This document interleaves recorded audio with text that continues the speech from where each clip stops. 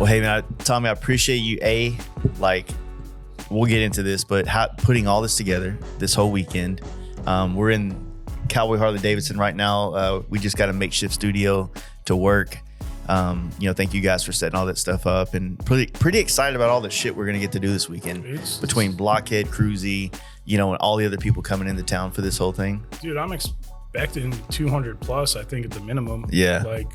From the amount of rides that were set up to how many texts and phone calls I got telling me people were flying in. Yeah. I'd be minimally 200 people, I would assume, right? Mm-hmm. And then your locals and everybody's coming out, but it's got some traction.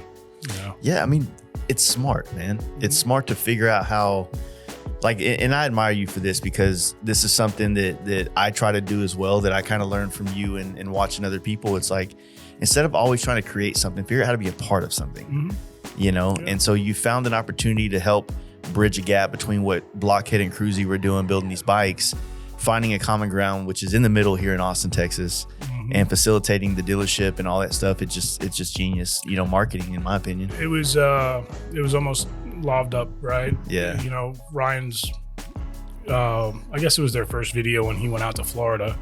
They just mentioned that, we're going to build bikes and we're going to find a place to unveil them. And to me, it was a no-brainer. Yeah. We're literally right in the middle of both. Literally $1,100 both ways. So I was like, that's perfect. And even when I called Ryan, I said, man, I'm down, because anywhere else you go, unless it's south of here, you're really rolling dice on weather. Mm-hmm. And, which we were kind of doing here, because you never know in Texas. And maybe it's going to rain, maybe not, but I don't think it matters at this point. Yeah. It's either going to be a stunt show or not, but otherwise it's going to be a party. Yeah. So I'm excited. I think it's good for the industry. It's good for Harley too, that they donated these bikes and they're going to be here and be involved. That's always the not the worry, but the how involved are they? Because we've seen them give bikes away in the past, and that's it. Yeah. But this time they're going to be here in person. They got some trophies, and they're excited. They reposted all our stuff today, so that's always a big task to get them to hit share. It definitely seems as though, and we've talked about this many times on recent episodes, but I think a lot of people that aren't paying attention, that want to give Harley, slack for what they may or may not have done, when they unveiled the Dyna or the Softail and all this stuff. But it's clear that they're putting bikes into people's hands that are actually a part of not just the scene, but the industry as well. Not just, the biggest influencers that they can find, but people that actually work on bikes, like Cruzy, like Blockhead, and things like that. It's a bonus that these guys have great YouTube channels. You know Absolutely. what I'm saying? Yeah. So seeing what they come together with, I think it's a great way to get the YouTube generation, which I'm kind of still a part of that. It's kind of like a millennial. Like, I'm an elder millennial, but you're in the gray area. Yeah, I still fuck with YouTube heavy. You know what I'm saying? So, it's just a smart move to be able to bridge some gaps between some generational gaps, if you will. Yeah, I think where Harley, and this is probably only in the last 4 years since all their corporate changes, and we'll leave that out. Doing the bike build's a great idea. Not having coverage is a bad idea, right? So they left it up to those guys that do it, who are also running businesses and so on and so forth. So you got some, but when you're going to donate 2 bikes, you should probably be promoting the progress of it all. It would only help this event to a broader audience, but that's the only thing I think is that, and I think they're handcuffed a little bit, right? I don't think they have the budget to do all that, but if you're going to jump in that arena, jump in it correctly. But could you see running Cruzy through a media training to be media trained for Harley Davidson public? No. A repost of theirs is kind of it's like their hands are off. Hey, look, we're just reposting. We're just resharing something. It would have been a lot of beep, beep, beep, beep. Yeah. Which could have been funny. It would have been funny, I think. But I think to be honest, they should look at doing another one next year with 2 other builders. Yeah. Because if this has the traction it has and we have a good turnout, and obviously they'll be happy with it, but why wouldn't you? Yeah. Right. 100%. Why wouldn't you just highlight 2 other builders? Right. Hopefully they're 1,100 miles in each direction from this dealership, and we can make it happen again. Yeah. But I think it's healthy for the scene to see Harley embrace them. to see what you could do to these bikes because everybody's been very weary on it. But I think they both did turbos, didn't they? Blockhead did the Pro Charger. Okay. The OG Pro Charger, the one with the primary that runs the charger, and then Cruzy, obviously, being a Trask guy, you know what I mean? Yeah. Dwayne's so stoked about it, by the way. Of course. Yeah, of course. Did he ever get his bike redone? He's going to have both of them here. Oh, he's bringing both? He's bringing both. He said he's bringing both the turbo bikes here, the Lowrider and the... Is it still green? Well, I think Jeremy has the new 10s, but it's still green. Okay. We talked about it at your party. Job. Yeah. He's like, how do I duplicate that? I was like, you don't. Yeah. You just do something cooler in red, and go there. But that's cool. It'll finally be his bike, though. Yes. And that's what I talked to him about. It was funny because on my wallet, and this is how old this is, right? So it's the original Ben sticker. Yeah. So I was like, there's your bike. He's like, oh, that's before I got it. I was like, I know. But that's cool. Hopefully he brings in the cat he was with at your party is pretty cool.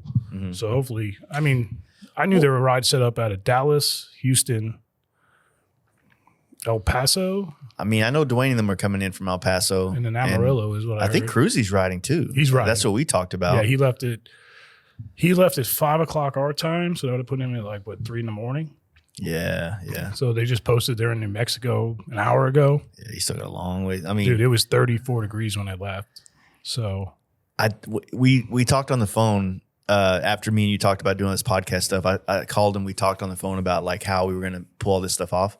And he's like, yeah, I think I'm going to ride out there. And I was like, man, if you want some direction ideas, because I've ridden all these roads to Phoenix and back. Mm-hmm. But I was like, you do know it's going to be cold, right? It's like, it's perfect riding weather in Phoenix.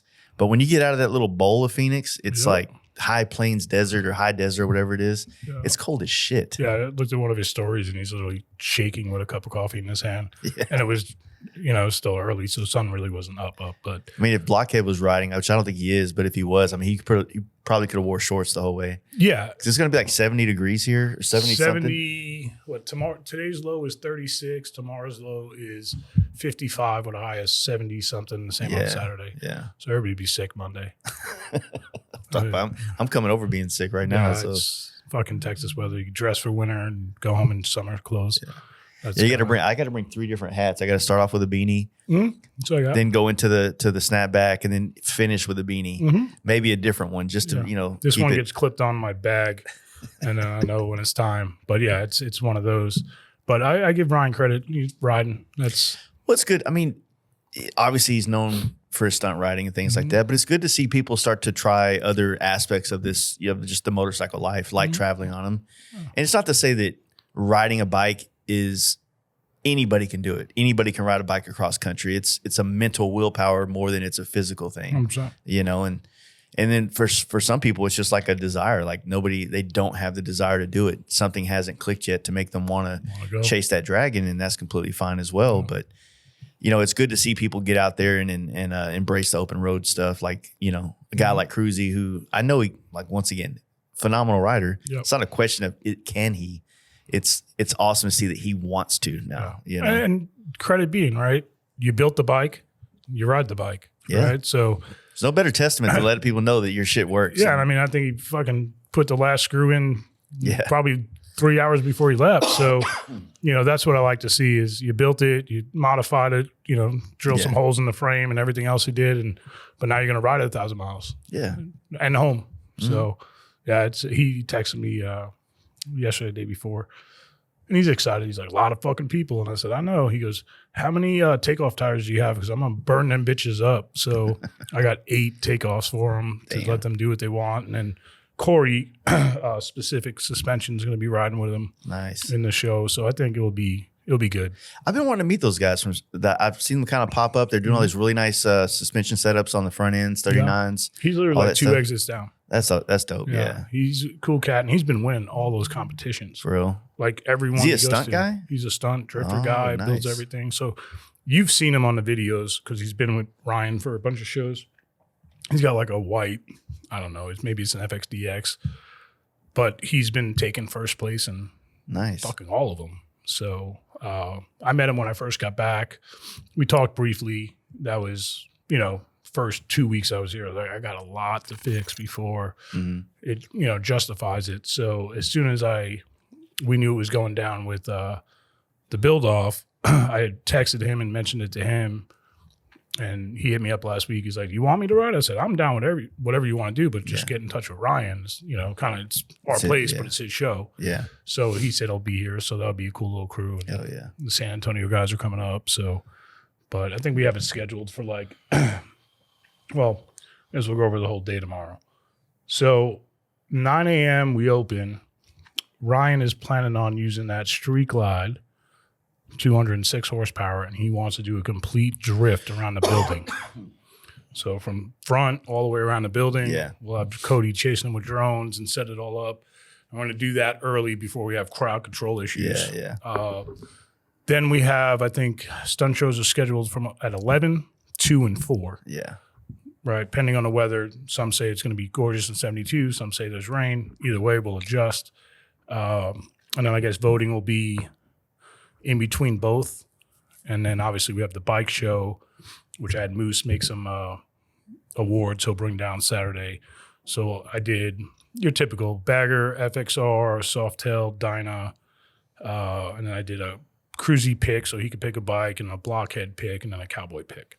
So, and I talked to Moose last night. He's Moose, right? So I got this over engineering, dude. He goes, I got this piece of metal I bought 20 years ago. I was like, okay. He's like, I'm making them out of that. I was like, all right. And he goes, each award's going to be about 8 fucking pounds. And I'm like, of course, because you're Moose. Yeah. So, but yeah, he's got the best ideas. I'm like, dude, that's why I call you. Just do your thing. I trust you. So that'll be cool. And then it seems like everybody's coming. So, and then we did the after party.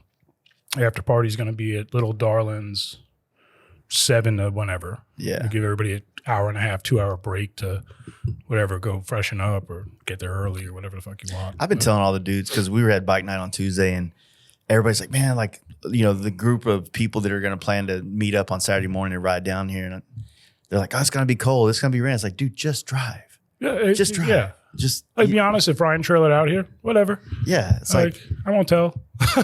you remember we came down here for that with the suspension thing, right? When Lindahl was doing the suspension thing in the wintertime. I did that road to racing seminar. Yeah, and we all came out here. It was me, Kyle, Jaden, Dragon, and my son, and then Jake came. And man, we freaking raged in Austin at night. And that's what I'm trying to tell everybody. It's like, look, you don't have to, it's December. It's kind of like the Mama Tried when we were out there. It's like, look, if you can ride here, that's awesome. If you want to ride, that's awesome. But just be here. Yeah. You know what I mean? Come stay the night. Let's go have fun in the town, it. Yeah. It's we always talked about a December moto event, right? Because there isn't any.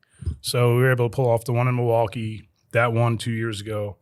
I guess last year I didn't pull anything off in December, or I forgot what I did. But this one's good. This is this is something everybody needs. And I think that's why I think the attraction is because of what it is, but I think you're going to get a lot more people to show up because it's December, and what else is there to do motorcycle wise? Yeah. Unless you're, in South Florida, and then you can ride. But yeah, and it's a good to break up, the monotony of all the holiday stuff and the in-laws, the kids, the presents, the crowds at the, have a little bit of a selfish time, if you will, Absolutely. I wish these are ones that if Harley does this again and I could be the host, that we could build onto it. Yeah. Maybe whatever, a Friday night happy hour. If everybody's going to be in town anyway, we could keep the dealership open and have a pre-party or so, something. But that's, it's just creating events. And, Austin's got a little pocket. I actually don't want to say they have a little pocket. They have a bunch of mini pockets. And they're spread all over the city, right? So it's not, I'll be at the deal. I live 10 minutes, 20 minutes from dealerships like Rennie. Rennie's a good hour away, right? Yeah. Mark, a little bit closer. It's hard to get everybody here, but it seems like when we pull off these events, it's everybody. It's not just Texas, right? It's everybody's coming down to do it and try to keep that alive and put something out there for, not quarter one, maybe the end of quarter one, but 1, 2, and 4. Because quarter 3 is just hot in Texas. Yeah. Nobody wants fucking 110 degrees out. That means it's 130 on the asphalt, and then you're on your bike, So that's your 6 a.m. rides and are done at noon. Yeah. So to just be able to provide something especially in this city because it's not hard. It's not easy to move around anymore. Yeah, it isn't. I mean, it's easier on a bike than anything, but 100%. it's still, you know, you got to be on your P's and Q's running around. The spaces to drive are small, and there's lots of cars and lots of construction. Yes, that's the kicker. It's like we were talking about earlier.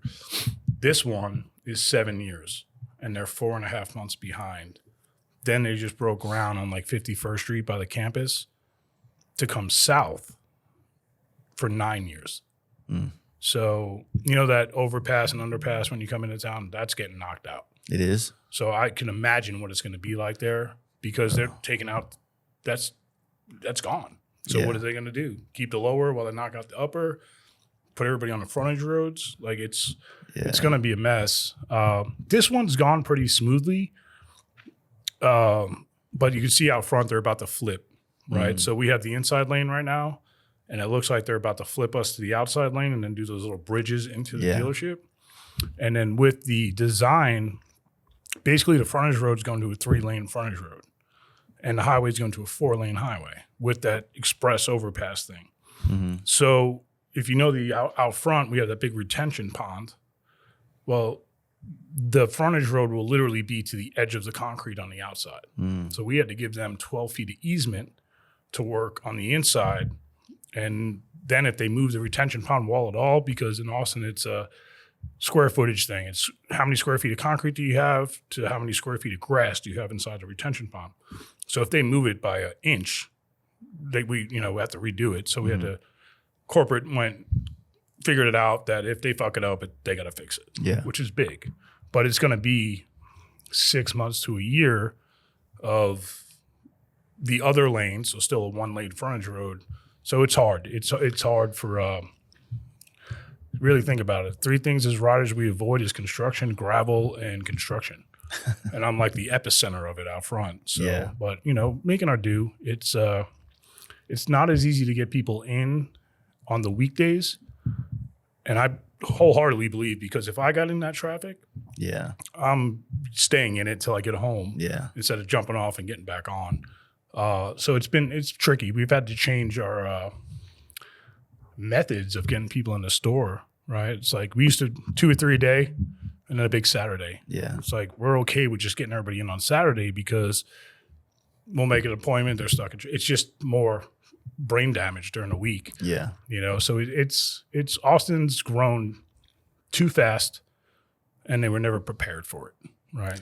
It's got to be weird now. I mean, you've been in Austin for quite a few years. I mean, you had your stint in Milwaukee, but I mean, Austin has been your home for 20 years. Yeah, 21 years, And now with all the influx of celebrity that's living here and just the amount of the high rises, and they all seem to be like apartment, like condo type high rises, and every street is turning into like another Congress or, Lamar or whatever. And it's cool, but it's like, there's nowhere to park as is. The roads just can't handle it.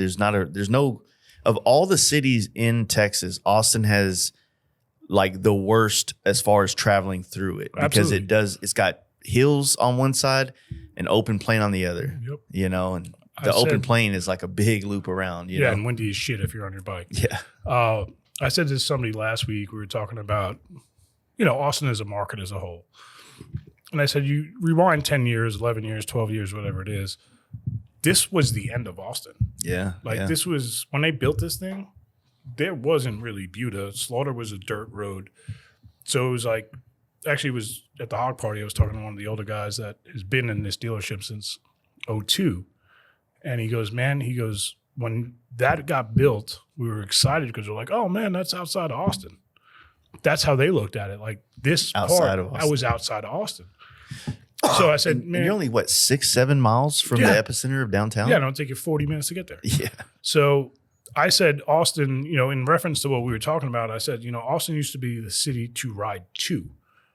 Now it's the city to ride around, right? Because even like the guys from Houston, they were posting, and Devin and everybody, and I just messaged them all. I said, hey, avoid 35 if you can. Jump on 130 out of Georgetown and just take that back. It'll save you an hour and a half and a lot of fucking brain damage. And the guys from Houston were like, we're coming into 71. And I was like, jump on 130. No, we'll hit 35. I said, okay. because that flyover from the airport here, 30 minutes. It's 3 miles down the road. Yeah. So I was just trying to, make it easier for everybody because I've been in that shit. When we went to Born Free 2 years ago, and it was my dumb ass because I was leading. We leave here. I jump on 35. We get downtown. I put my kickstand down on 35. Yeah. I was like, we ain't going nowhere. Like 30 minutes and we finally got moving. I feel like now, the last couple times I've ridden through here on the bike, like heading back from New Braunfels or something, I've just lane split like so blatantly, not even trying to hide it. Just and before when I would do it here, which you've always kind of had to, I would get those irate people. But I feel like either there's so many people that are used to it from California. That's what it is. It just seems like they're. It's almost like they're getting out of the way, right? Yep. So I don't know. I mean, I really hope we actually were talking about this on the last podcast with Bob K about, I feel like if all states went legal with lane splitting, but for sure Texas with our traffic problem, man, it would just be such an economic boost to the motorcycle industry to have more bikes on the road and more demand for them and more repair shops and more of everything. Less vehicles on the road, less space being taken up. More you ride, the more you got to fix them, so on and so forth. And it's just different. It's, I got down here in 2004. To be honest, I probably said this on here. When I left New York, I was going to do something with motorcycles. I didn't know what. I really didn't have a plan. I was just going. And I didn't even know they had a rally here. Yeah. And I'm working on 6th Street, and they're like, Rot Rally's coming to town next week. And I was like, fuck's Rot Rally? Then it showed up, and I was like, oh, I'm in the right fucking place. Yeah. And that alone, the city doesn't want anything to do with it. And I kind of get it, right? It's grown so much. Where are you going to put everybody? But, it's something's needed in this general vicinity, right? And I've been working on it. It's just hard to do both. Well, it's hard to do stuff within the MAP policy. Or how do you, what's the term? DAT policy, or the DAT map and all that stuff. Because, you're just like, it's like a roll of the dice of what kind of geography or opportunities exist and how you can kind of work with them. So it's like all the good spots really, they're not in our territory. We have up to about Albert's Ice House, but then south, once you get to San Marcos, that turns into Green's territory. And really the place to do it or move anything or set up, in my opinion, is towards the track because it's still empty out there. So, but then what do you do? A big camping party in the middle of a fucking field? With like literally no trees and shit, like nothing else to do. It's almost too flat and too open. It's Dust Bowl, right? That's what I keep thinking. If it's a dry day, it's just a Dust Bowl. I still like the idea of like trying to figure out how to bring an indoor event back to Austin. That's kind of where I think my I would like to be a part of helping that exist. You know what I mean? That's what we do in December because you got 4 months till hand built. And that's it, right? Hand-built's MotoGP weekend. So you kind of got a good moto weekend in there. But what it does is it spreads everybody out. Yeah. Like I know that we've talked about it, but I don't know if like I bitched at you specifically about hand-built. I love the fact of like the type of bikes that it brings. I don't feel like it does enough to constitute the price tag they charge to get into it. It's like you have this. You pay to get in, then you walk in, and then it's like you do this quick run, and whether you're into the certain bikes or not, like it just doesn't feel very curated enough. It's and I'm not trying to throw a dig at because I want hand build to be a big thing. Anything that happens in motorcycling, I want it to be big, but I think that it's kind of a lazy show now, personally. I agree. Last year my Road Glide was the only Harley bagger in the whole building. And if you go backwards, there's Harleys in there, but they're older. Yeah. Right. They're the collectible bikes.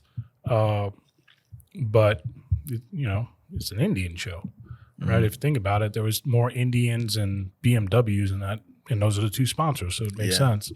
But maybe it's changing. Heard maybe something's coming up. But it's the last like real moto weekend that we have. And it's hard for us as a dealership to really we're all right embracing it, but to be involved in it, we're just down the road to where, we're not in the mix. And then you're either at the hand-built show or you're at the track. And we'll get the tourists that are coming in, for a T-shirt or a poker chip or something like that. But everybody's asking me, why don't you do an event? I was like, because I'm not going to be able to pull anybody from these 2 other events. Like, what can I do to top a race and a motorcycle show? Nothing. No, like a good indoor wintertime show where people are, bringing their stuff down. There's more of an aspect of showcasing the motorcycles than any kind of like a, like we've been talking about, just a getaway during the winter months to bring people together. And if you do it either in December or early January, you can either help throw some gas on a fire of like people's enthusiasm and want to customize or build a new bike or go down that rabbit hole. Or obviously in January, like you're more in the mix of like they're going home and they're ordering parts or they're, trying to get that new bike. And now with the new bikes more or less being like unveiled in January, it's a good time to kind of be able to be in the right spot to, kind of start moving forward. There's a lot of things that could happen. And Austin, as big as it's become, there is still enough other things that like you can have a Friday or like a Saturday show, like an all day Saturday show, a load in Friday, load out Sunday or whatever the hell. And still, whether it's like people going to see the comedy scene, the food scene, or just like go have barbecue somewhere, there's plenty of other things that people that are coming in from out of town can come and enjoy about Austin. Absolutely. But they still have this motorcycle event that they're going to be a part of. Yeah, it's the home base for the weekend. Yeah.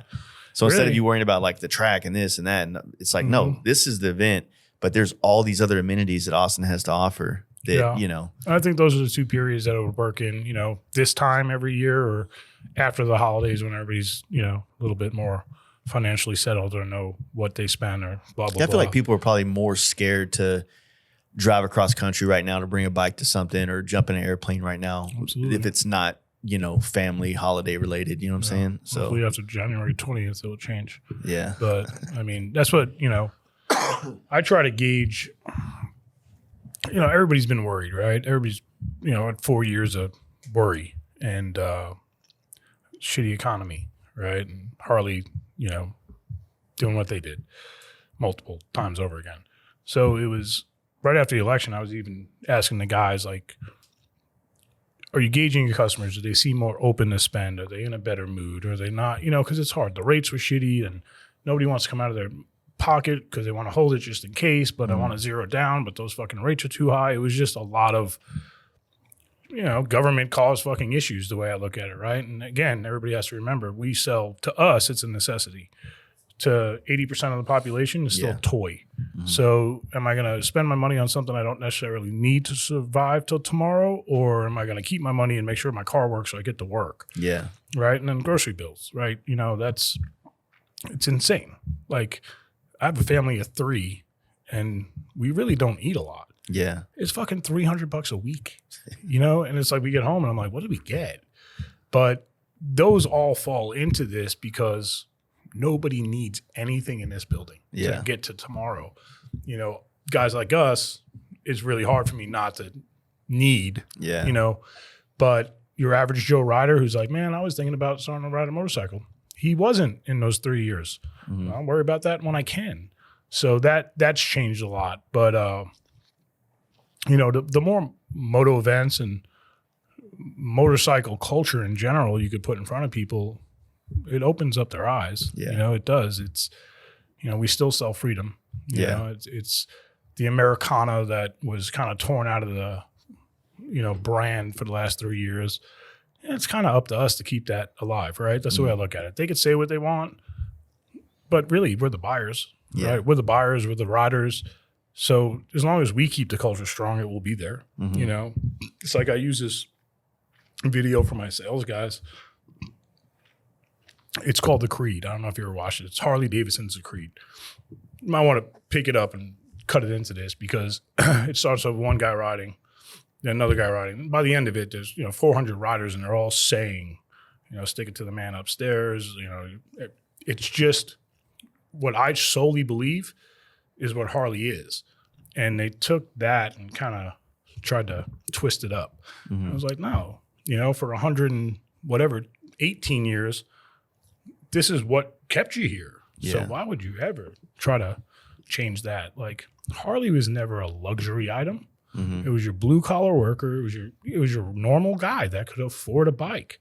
And that's what kept him on, and when that new hierarchy came in. They're like, we want to raise the prices and make less, and it's a luxury item. I'm like, yeah, what? Your luxury item is going to get torn apart and put on a lift and made better, like, yeah. So it's hard to, especially in my position, it's hard to understand what they are doing or not doing, both, and make sure that my staff is still in the game, right? Because you got to keep that, because they read the news too, right? So customers read it. Customer comes in and goes, they said this and DI that. And it's like, yeah, we know, but we're riders, dude. Like, you got to realize that this is not Juno. Yeah. We're riders here. So you got to sell them on the culture again, which was never an issue. And in the last 3 years, it's making them believe, and it's like, man, you should believe, That's what I think most people want to be a part of, is the culture. Like, the materialism aspect of the Harley, of a new Road Glide or the newest Road Glide or the ST, or that's always there. And no matter what, it's in me too. I'm like, damn, that's a good looking bike. I want it. And if they came out with a new one next year, dude, I got to have the newest one. It's just like it's wired in us and whatnot. But realistically, the most joy you get out of motorcycles is the community of people you ride with. Correct. Or you're connected with in some form or fashion. And those that are aware or self-aware enough to realize that, they have the best experience on motorcycles. Yep. Because their expectations are set into the right place. The one that's buying and buying and buying and buying, and it's just like this black hole of money spent for a couple likes and a couple reposts, and then now it's old news, and now I'm worthless, and I'm back in this. They're missing the heart filling point, right? Like, and that's what scares me about people, like generations coming after or just during, losing that, like, when we would always say, like, there's just something about a Harley, like, I can't explain it. Well, that it was easy to not have to explain it, because the other person could also feel it by being a part of it. And now that that's kind of starting to go away, that no one's going to know what the fuck we're talking about. Yeah. We're just going to sound like some crazy old dudes at a VFW. You know what I noticed too is, because now, I think Teddy has 6 total, right? You got us 3 in Texas. You got Daytona 4, Springfield, Missouri, Renegade, and Grand Junction. Yeah. So, and this is definitely happening in Austin. The more population comes in, it pushes out the riders because of traffic and so on and so forth. So they tend to end up in small town dealerships, right? Which makes sense to me, right? If I had to choose riding to this place that has a bunch of roads leading to it and not traffic, I'm going. Yeah. So what I notice is, like, Springfield does really good, and they have great turnouts at their events because it's probably the biggest thing in town. Yeah. Right? You know what I mean? Like, so coming back, it was a lot of me comparing this place to what it used to be and trying to find out why. Like, what fell off that it's not doing this, or what changed that it's not doing this? And really, a lot of it was the overpopulation of Austin with COVID, right, changed the city, right? But what I realized is that older clientele, let's call him the boomer, let's call him the guy that's on the trike now. A lot of them took an equity choice during COVID. And if they lived here for 20 years and their house value doubled, they said, fucking cash me out. And they moved outside of the city, which put them in a different area to where the next dealership's easier to get to and not as stressful. So, like, the ranch out in College Station, they're doing great. They built a new facility. It's not as populated, right? So if you're in Bastrop, do I want to go deal with Austin, or do I want to take a nice ride up 21 to the ranch? That makes sense. Yeah, I'm going to the ranch. Me personally, because I know I'm not going to be bumper to bumper traffic and all the other bullshit that comes along with it. But looking at, like, district reports, I could see it. Like, I could see it in the numbers. I'm like, they're selling more than they used to, because they got, the guy who moved out of Austin and went, fuck, I just bought 5 acres and for half the money. Yeah, and I go buy some bikes. How much do you think it plays into, like, how, like, your highway frontage right now, right? So that's kind of like, for the entirety of my youth and young adulthood, that was like the prime real estate to always have. And now I ask this question more than I'm trying to make a statement. because of the way we look for things through our phone, through Google and stuff, does it matter to be off the highway anymore? Or does it matter just to be easier access to some degree? I think it's easier access, right? So, and you're 100% right. So before you got shopping on your phone, Harley wanted everything on the highway so you could see it while you pass and know where it is. Mm-hmm. Now everything you need is in your phone. So I would rather be in a position to where they have a less stressful, easier, peaceful ride because my chances of getting there is better than jumping in that. Right? Yeah. Like I said, that's how we had to change how we do things and set appointments because we don't want to push, and then we deter them to go, well, fuck, I don't want to, they're fucking annoying, right? So it's more of be easy on the customer, right? To an extent, right? We still have to do our job, but we don't want to push them away. When we know there's easier path of least resistance somewhere else, right? And I think that's a big part because, Harley wanted everything on the highways, and then they kind of pushed this remodel on everybody, which they kind of backed off on. But who wants to fix a building or remodel a building where you're losing your door traffic because of multiple factors, online shopping to an extent, because we used to get the guy that came in for a wallet, bump into a bike, and he left with it. Now, and me included. Like, I did all my Christmas shopping. I haven't gone to one store. It's done. But now you're shopping, and now you're not only calling me or emailing us. At that point, you might as well email everybody, right? Yeah. So it's almost a race to the bottom of the price because he talked to 3 dealerships. Hey, they gave me this price. Hey, they gave me this price. Hey, by the 5th phone call, he's got it down $3,000. Yeah. So where are our skills involved in that? Because when I grew up, it was who was loyal to you, who took care of you. I went back to the same person, right? Every time, my barber, whoever it is. Yeah.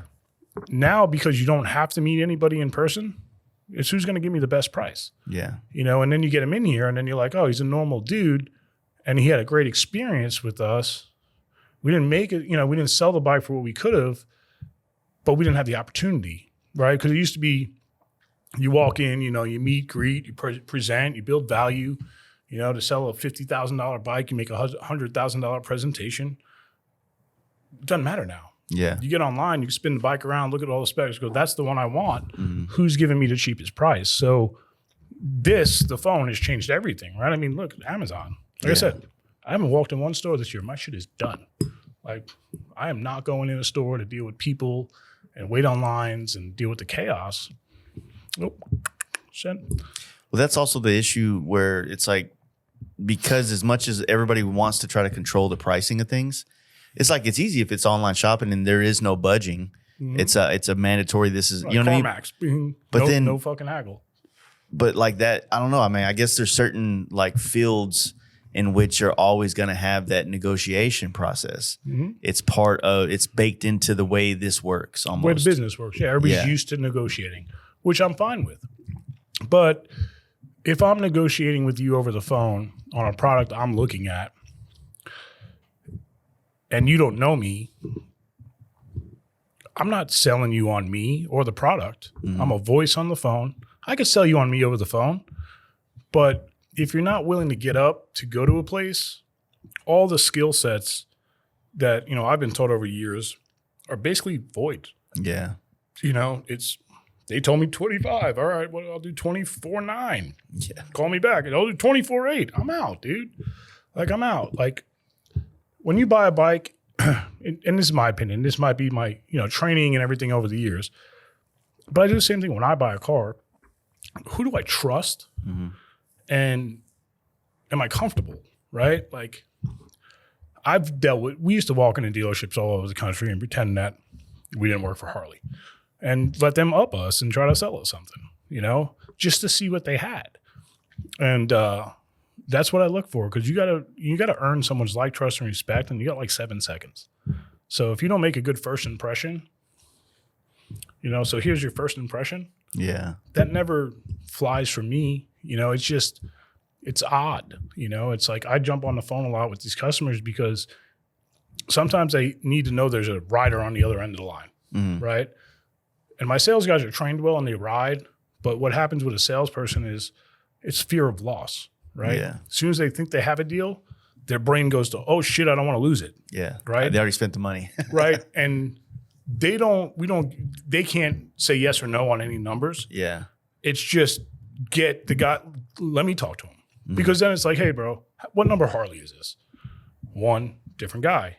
37, different guy. Yeah. Right. So it's like anything else. You got to know who you're dealing with to be able to communicate correctly with them. And emails don't work that way. You can't text emotion. Yeah. You put a smiley face, and you can't text affliction, right? It's an in-person thing. Like, I have passion for the brand. If you get me in a sales situation and you're a buyer, you're leaving with the bike, bro, because I believe in it. Yeah. And when you get people doing that, you don't really know who's in front of you. So you got to ask the right questions and kind of dig. And, I'm dealing with a guy out of Houston right now, and I talked to him for like 30 minutes the other day. Now he's buying from us because he got screwed in another dealership. And it's that fear of, well, I don't want to get fucked again. Yeah. I got on the phone. I was like, bro, I got bikes. I ride. I fucking built them and lost my money and all that shit that you're going through right now. I'm going to put a bike in your garage. I'm going to give you the best deal I possibly can. It's math. It's not magic. There's a credit score and all that other variables involved that I don't control. Yeah. But I will give you the best deal I possibly can. Am I going to get rich off one bike deal? No. Am I going to make money? Yes. Yes. But am I going to answer the phone next week when you call me? Uh-huh. I try to tell all my customers, just call me, because I could probably get you what you need a lot faster than waiting on hold or looking it up. Just call me, right? And that's also just getting them in the routine of, that's my guy, right? Yeah, it's like if you're going to be a part of this, like I said, I bought many bikes from you over the years, and it's just easier. Hey, I'm really thinking, that's how we did the ST last time. Hey, man, I'm really leaning towards an ST. What am I looking at? Yeah. All right. Fuck. Damn. Yeah. I could swing that. What kind of payments am I looking at? You know what I mean? And then the buying experience should be fun. Yeah. Right? Exciting. Yeah. So what this has caused is more combativeness because you're bringing in multiple parties, right? So when I tell him 25 and then he calls 3 other dealerships and now he's got it down to 24/7, I'm the asshole, right? So now you're it's trying to fuck him. Yeah, it's like, dude, you're talking $100, the more you call around, you'll eventually hit that stopping point because they're going to go, fuck, we're not making any money. And I used to tell people all the time, call me last. What do you mean? I know you're going to call a place. Just call me last. Give me the last shot at whatever you got. But you don't need to call me 9 times to tell me what they're telling you. Right? Yeah. I'm going to make you a great deal. And the thing is, when you call me again, I'm going to answer. We're a lot of places out there. Just whatever. Tell them to get on the service, call service, and get on the list. I rush people through it. Right? I want, like, hey, yeah, we sold you a bike and something's wrong with it. Well, you come in today. Like, let's be real. Right? Let's, I don't know, do the right thing. That's just kind of how I see it. But the phone is fucked up the whole world, if you ask me. But yeah, the problems that it solved is just created different ones. Correct. You know what I'm saying? And what it's done is separated the human engagement, right? Is really what it was. See, I am also guilty of just, like I was buying some parts for the van before coming out here. And instead of going to, O'Reilly's and ordering them because I knew they weren't in stock or whatever, like I'm like, fuck it, I'm going to order it online. And it felt so impersonal, like, because I like the aspect of going to like a store and, oh shit, I like this, I want to buy it. You know what I mean? Like that feeling of that. You know what I mean? But I feel myself getting pushed more and more to just buy it online because I want to avoid the crowds, the stress of it. Yeah. I don't want my shit to get broken into in the parking lot waiting on whatever. Like there's just so many of these things that are making it to where what I've enjoyed about spending money on something, the buying process, is being taken away. Because after you hit, confirm on the order, it's like you wait. Even if it's a day on Amazon, you're still like, like as opposed, like when you go to the store and get the PlayStation 5 and you go home and unbox it and it's like, damn, that's right here. But it's like my barber. I've been going to the same barber for probably 15 years here. Why? Because he answers my phone. He pushes me in when I can't get in. Like you build rapport with people. That's it. Yeah. It's just a relationship. And if they're going to take care of you, it's only right that you do the same back. I've always said that like a good relationship in business, friendships, everything is about, like say, your friend or you're in a good position to help someone out, right? Bam, you help them out. And then maybe you have to help them out again. But one day, hopefully, homeboy can return that favor. Absolutely. And it should not that you expect it, but it should be in the person's integrity to want to offer that. Should be natural. Exactly. Yep, 100%. You know, That's, we were sitting last night and we were talking, a weird conversation. It was me, Robin, and Braden. We were talking about blood type. And Robin's like RH negative, which is super rare. And Braden's asking what his blood type is. And I read something about positive blood types instead of negative, right? Fall along the lines of more of a healing person, healer, right? To where they help, right? And that's what I tried to explain to Braden. It's like, you try to find like your purpose, right? What am I here for, right? I know what I've done over life, but really where I get the most gratitude out of anything is when I help people, right? Whether it's getting sober or little problems or whatever it is. But it's almost like I know that's a lot of my purpose in life is to be a facilitator of help or healing or whatever. But I know that's where that internal happiness boils for me, right? It hits the boiling point like, yeah, this is probably why I'm here, right? I know there's probably another stage in it, but when you take away that human engagement, you get less people trying to help people. Does that make sense? Yeah, yeah. Like, it's just like if we never hung out, we go back a while, but it's like if you don't have any human engagement, you're just... Yeah, two people on it, two pen pals, you know what I mean? Yeah, you're not... Are you living? Yeah. And I think that's where they're putting a lot of people is path of least resistance. I can do everything from my phone. I don't really have to see anybody. And dude, I'm the worst introvert there is. I know people don't see that because of my job, but dude, when I'm done with my job, I'm done. Like I go home and everybody's like, "You want to go out?" Nope. You want to do? Nope. Now back in my drinking days, completely opposite. But it's putting people in those holes faster, if that makes sense, right? Because it's just going, here's how you could live life with your device in a corner. You don't really have to do anything if you don't want to. Or you go back, when I moved here, I remember it was like 2004, you were able to take a picture and you couldn't even see the shit because it was so fucking, fucked up. Like Mario. Yeah. It's like I have a buddy who actually 2 years ago went back and got a flip phone. Yeah. He's like, I'm done. But what he realized, he couldn't do anything. Yeah. Like he was like, fuck, I can't even order a pizza. Because you want to, it was just, it limited what he was able to do. And he went back to a smartphone and he hates it, but he's one of those people that want to be involved and not listen to the clutter or look at the clutter all day. It's a real thing and it's affecting businesses. I mean, car sales are the same. Look, what was that? Carvana? Order your truck. Like what? Yeah. Well, I mean, we had talked about it before. Like you had kind of mentioned that you thought that maybe the goal at some point for a lot of all these things, all these dealerships, whether it's Harley or cars, is like they want to be able to sell the Tesla way, at a kiosk in the mall where people are already walking around. They can come in and pick the color. And so 2020, 2021, when this new regime came in, you could kind of feel that was coming. Yeah. Like I heard talks of dealerships having one or two of each model to show. And then you could go ahead and order their bike. And I was very vocal. I said, that shit ain't going to work. Like, because one, how long do I have to wait? Right? I want to touch it, feel it, smell it, sit on it. Or I'll just buy that used bike over there that has bars and pipes on it already that I could go sit on. So they never fully rolled it out to where they got to that point. But the amount of dealerships that have closed over the last couple of years, I kind of think was in some of that theory. And I don't know, but if I'm sitting in wherever, Missouri, and I want to order a bike, I'm not ordering it online. Like I'm not ordering it to go, yeah, that's the one I want. It just doesn't, dude, I got a truck. I could order the same truck and it's going to fit me the same way. I don't think bikes fall in that category. Yeah.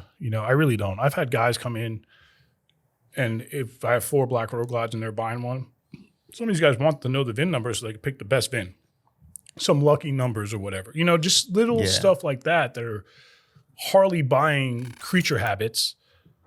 You know, I want to sit on the bike. I might want to change my seat. Well, your bike will be here in 3 weeks. You know, it just takes that out of it. Like, we have guys come in, they sit on a bike, they do the pit pass, they end up with Frank, they build their bike right there. We have reference bikes on the floor so they go feel the bars, listen to the pipes. Like, that's the buying experience of a Harley, you know, and a test ride, right? Yeah. So you rode it, you sat on it, you built it the way you want to fit you. To me, that's a good experience. Like, I wouldn't want to go, I want a black street glide. You know, it's just weird. I don't know. Cars, I get it, right? Cadillac, yeah, you're gonna fit in the seat and you can move the steering wheel where you want it. Yeah, bikes not so much, man. Yeah, you definitely a different thing on a bike. Like, you know, I struggled a little bit on the ST when I first jumped on it because of being on the Road Glide for so long, and just the vibration in the bars was kind of like, you know, foreign to me. It's not an issue anymore. I got used to it, but you know, initially coming off of a Road Glide and then, you know, your hands are numb every once in a while, you know, especially me getting older. I'm getting those Clay Morrow hands up in here. And, but, you know, I was just like, oh man, like, am I going to be able to ride this cross country? Is this going to hinder me? Think about a first time buyer. Yeah. I don't know if I want a street glide or a Road Glide. I'll take a street glide. Yeah. I don't want this. Tough shit. Yeah. Right? That's the big kicker. I'm glad they didn't go down that route. I hope they never do. You know, there's a lot of impulse to people that walk in this store. Fuck, man, that's exactly what I want. You know, I've been dreaming about that, you know. Yeah. And the more you go online, the more you don't get that. You know how many $40,000 wallets I've sold over the years? I just came in for a wallet. Cool, I'll throw it in for free. You know, and fuck, I'll take you know, it happens. You know, especially when the oil was booming back in the day. Here, it would happen weekly. You know, I just came in to get a T-shirt, but fuck, man, that's nice. Well, let's write it up and get it, you know.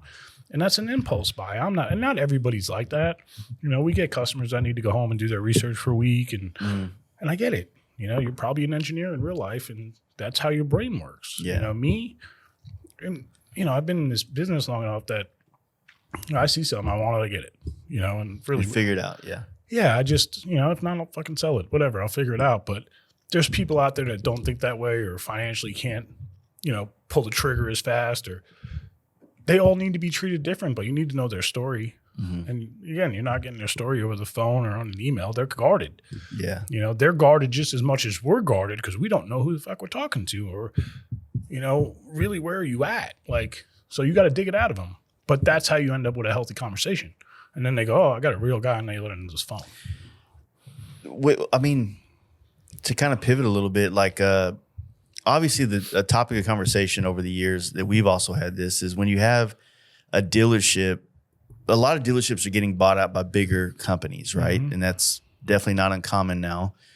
But it seems like whenever this one got bought out by Teddy and, you know, an automotive group, you know, for the most part, but they seem to leave, like they were kind of more hands-free, like trusting the motorcycle people within it instead of bringing a lot of, you know, which I'm sure there are some crossover things from the automotive side to this that work, but you're selling completely different types of purchasing, right? How has that been like within like, you know, the last 2 years that he's been a part of it? So I think, or actually more than that right now, almost 3 years. 22, so almost 3 years. Almost 3 years, yeah. I think it really comes down to the guy leading the company. You look at other groups that have bought in the last 2 years that I have friends that work at, and they're miserable because it was like, we know this works for you, but we're going to change all of it. And they're going to learn the hard way. Right? What happened? This happened. I think Teddy is a smart man and businessman that he understood exactly what he was buying into, a culture. And that's the most important thing. You know, I firmly believe that because, man, he rides his ass off. Yeah. Like, you know, he was just out in Colorado doing their ride. He rides, right? He's always on a bike. And I think that speaks for our company. You have a leader that believes in the product and the culture, wants to be great. And I think that rolls downhill. Other groups are having a little bit harder time and they're losing their employees because hey, we know you're good at your job and you've been doing it for 15 years, but we want you to do it this way. Mm-hmm. And they're like, well, explain that. You know, Sturgis, you know, they lost a great manager there. Black Hills? Yeah. Who we gained. And he now runs Daytona. But I think a lot of that mindset, you know, it takes, and this is a weird terminology, but it takes a lot to train your customers. Yeah. Right? It's a trust thing, right? They don't know what to do sometimes or how you're going to be, but if you do it the same way over and over and over again, they trust that process. And now they're used to that process. So I guess you could say they're trained to that process because they've gone through it. Mm-hmm. So when you change processes big like that, you tend to run off your customers, which is a big thing in this store. And yeah, I hate to say it, but when we all went to Milwaukee, they brought in some guys that manufacturing suggested retail prices, MSRP. There's dealers out there that do what's called DSRP. Dealer suggested retail price, 10 grand over. I get it. It's a good place to start, right? But when you're used and your customers are trained, for lack of a better term, to your process, and then next time they come in for a bike, they're accustomed. Yeah, better. They come in the next time for a bike that they looked online and know is 28 grand, and they come in and it's priced at 37. I'm like, I don't understand why. And there's really no good explanation for it besides we decided to sell it for that. Well, it's almost like you do know that we can see the prices of all this stuff everywhere. It's not like it's not like the 70s where it's not a secret. You know, sign up for the magazine that didn't show up, or So that, to me, you know, because it's the same thing. If I was a buyer and I'm on my 5th bike from the same dealership, and I know that this is the pricing because it's readily available, and they're starting me 7 grand over, or whatever the number is, that like, trust, and respect just fucking flew out the window. You know, and I don't like doing that to people. Yeah, I want people to have a good experience, so this way, when they're ready for another bike, they remember the experience, you know? They remember they were treated like a human. Yeah, you could almost say that, like, every first-time buyer is potentially going to be buying, you know, maybe 5, 6, 7 bikes in their lifetime, depending on when they start. And it's like that first purchase could be one of the big determining factors as to whether or not they buy the second bike. Yeah. So when you have, and we've always said this, like, you know, you don't want to push away the good customers in the custom motorcycle world. You don't want to push away a potential great customer in a great rider that could have potentially became that, but because of the buying experience, pushed him out of love of these motorcycles. You know what I'm saying? I mean, it already being indoctrinated and like bitten by the whole motorcycle world. It's hard for me. Yeah, if I got screwed on a bike deal, I could probably. I'm not gonna. There's nothing that could kind of outweigh what I experienced. Right? Would you go back there? I would not go back there for sure. And that's what I look at. And that's kind of what I'm getting at. Is it like, you know, that first time buyer is potentially the next couple of, you know, I wouldn't say generations, but definitely over time. So before all the family changes and Dinah's went away, Harley used to say that it's 7 bikes a lifetime. Right. So that's when you had your Sportster, your Dyno, Softail, touring, trike, right? Maybe a couple different touring bikes. Yeah. Now we're down to Softails, touring, trikes, and Pan Ams and the Rev Max series, which I'm not against the Rev Max bikes, but it just hasn't caught on to everybody yet. Yeah. You know, and they're, you know, I remember you come in this place and buy an Iron 883 brand new for $79.99. Those bikes are 14, 15 grand. So your first time buyer that just graduated college that has a $50,000 salary that got his first apartment, you know, the $200 payment worked to $350, $400. It kind of changes their aspect. And then you're moving them to a used bike if they want it, right? It depends, right? Some people have their mind dead set, but a lot of times what happens is they have their mind dead set on it. They come in, they do the numbers, and they're like, man, that's just not affordable. And that kicks them out of the sport right away. So, you know, Harley took away the iron, 2 years ago? 975S, 975. Yeah, they're faster, but they're not they're not an old Sportster motor, which I believe that's where he's, you know, supposed to start. I used to tell customers a lot because what I hated doing was having someone come in for their first bike, put them on an iron. They come back in 3 months because they already learned, they're like, I could ride now. I want something bigger. And then you're upside down and you grew out of your first bike very quickly. So I used to say, I'd like to sell you your second bike first, you know, and they do, what do you mean? I said, well, here's the deal. I'm going to sell you this. In 3 months, you're going to go, this is awesome. And then you're going to realize that you're the first person stopping for gas. You don't have 6 gear. You're trying to catch up to your buddies. Yeah. And then when you do, you grow out of that motorcycle. And then you want a bigger one. Why don't we just sell you a Softail or a Dyna and let you grow into it? And I probably just saved you $4,000. Yeah. You know, and then you're going to have that a little bit longer where Harley, you know, and tell them, no, I want that customer forever. Yeah. So I don't want to start them down the wrong road because then they're never going to trust me again. So let's look at it because it does make sense. You know, like I didn't start on a Sportster. You know, I went up. I started on a Softail. But I never went backwards, right? And I know that saved me money in the long run. I did buy a Sportster this year, didn't I? You did. Yeah. You did. You did. I did ride it a little bit. You flipped it, right? Yeah, well, I was going to chop it, but then I grew out of that chop real quick when I realized I might as well just do a big twin, you know? So I don't blame you. Yeah. I don't blame you. But yeah, the shopping world in general, I mean, I don't care what anybody says. All retail brick and mortars have to be down. They have to. Yeah. Like, you know, she'll run around. She'll still go to stores. Like during the day, I'm like, I'm not going. I go to H-E-B. That's about the only store I go in, the gas station. It really, not to doom and gloom or anything, but man, like it's the next 15 years. I think that's kind of going to be one of the biggest changes we see in culture is for sure the death of the shopping mall. Yes. I feel like that's gone, you know. A lot of the things that you're used to going to the store to buy, you know, now it's like you're seeing Amazon.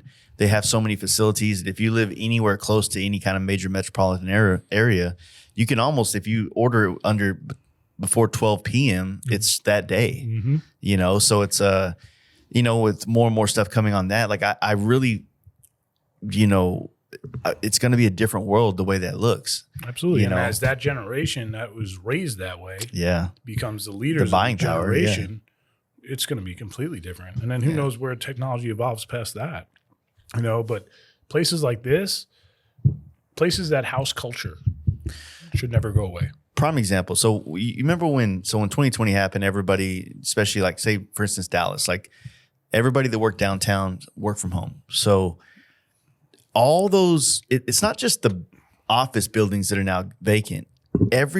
All that ground level, you know, Subway, McDonald's, Jason's Deli, all these lunch spots that thrive on the business crowd to be there during lunch, now null and void. It's like this, we have this very delicate running economy that everything ties into another, and there's able to, for these industries to exist because of another one, right? Yeah. And you know, like if Harley's not in this, what's in here? Spirit Halloween? Yeah. You know what I mean? If the Harley's on here, how's drag doing? Exactly. Right? It's a domino effect wholly. It's just, you know, places that house culture. Like that's the one about the growth in Austin that we talked about. Like the growth took the culture out of Austin. You know, 20 years ago, different place, you know, like if you go down Lamar, Broken Spoke, they refuse to sell. It is surrounded by retail condos, but they're holding their ground. But at some point, you know, someone's going to pass away and some of the kids going to get it and they're going to cash me out. But that's culture ripped out. Yeah. And then it's just commercialized culture they put back in, which isn't even culture. It's more like hype to me, right? It's what's trending. You want to have the new thing in the new trendy area. I want the old thing that started it all, right? Just to know it's there. And Austin's slowly losing that. Like there's this old bar on Manchac that it was called Giddy Ups. And it was like, dude, I don't even know if it was 1,000 square feet. Had a backyard. Had live music in there every Friday and Saturday for the last 30 years. They closed up. I guess the lady died. Nobody wanted it. They shut it down. Boom, condos. And the sad part is they built condos all around it first. So it was already like prepped. Like when they go out, we're going to just drop another building there. But that type of stuff, and especially in towns or cities, it's Californian. What makes you wonder, okay, like, because the argument, we're getting into like housing development stuff, but like the argument's okay, well, gentrification in certain areas is so bad, which, yeah, I could see how it's bad for those existing communities within that. But I mean, what if they just buy the things that are available and put high rises there? Is the same thing. I mean, it's the same form of gentrification, right? But at least when you take some of these old things and you repurpose them and you keep them alive, it still has a little bit of that soul in it. A little bit. Exactly. That's exactly what it is. It's ripping out the culture, the soul of. You know what it's like to go see real neon signs? Like, to me, like that, you can tell the difference between LED and neon. Absolutely. And I guess I'm just getting old, so I'm like getting attached to like these things that I never cared about as a kid. That might be taken away. That it might not ever exist anymore, and a good neon sign, like we were in Missoula and they have this Thunderbird Motel, big neon sign. I was like, dude, I got to get a picture of my bike with that. Yeah. Because in 10 years, like, that'll probably be outlawed the same way gas-powered cars will be. It's true blue Americana. Yeah. Right? And everything's evolving so damn fast, you just lose that purpose, right? Like, I don't know, man. It's America, right? It's red, white, and blue, and it's here. So many people from California moved here in the 2008 crash, and then 2020 is way higher. Yeah. And I read an article yesterday. Austin is number one on the list for what were we just talking about when they work at home? Work from home. Work from home. Yeah. 24% of the work population in Austin works from home. That's a big fucking number. Yeah. That's a big number. And, it goes right back to everybody's getting programmed to just do this and not get up and engage as humanity. Mm-hmm. And you just, at that point, you're an order taker. You're just hoping someone will buy something instead of selling it, Yeah. There's definitely all that kind of stuff taking place, and it's all changing. It's just kind of changing so quick that I guess it's hard to keep up with.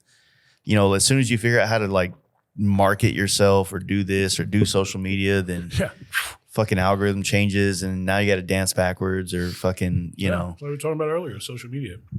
They're going to highlight who they want to highlight. I believe. Yeah. Right. Because if it's trending, why wouldn't they promote it, right? It only makes them more money, and Harley needs to trend again, it needs to be something that. I like the idea of just people being okay with doing what they think is cool, and instead of like the whole statement of like, if everybody goes and jumps off of the cliff, are you going to do it? And that's exactly the way culture is now. Correct. Everybody does what they see already being done. And even if it is like something positive, like, oh, I like what they're doing, I'm inspired to do something like that, nobody wants to try to be different. Original. Yeah. It's like, I want to do that. It's trending. I had this talk with my son over this weekend, because my son is like trying, he wants to be in music. He's doing stuff. He's making his own little beats, and he's, rapping over it or however, whatever they call it nowadays.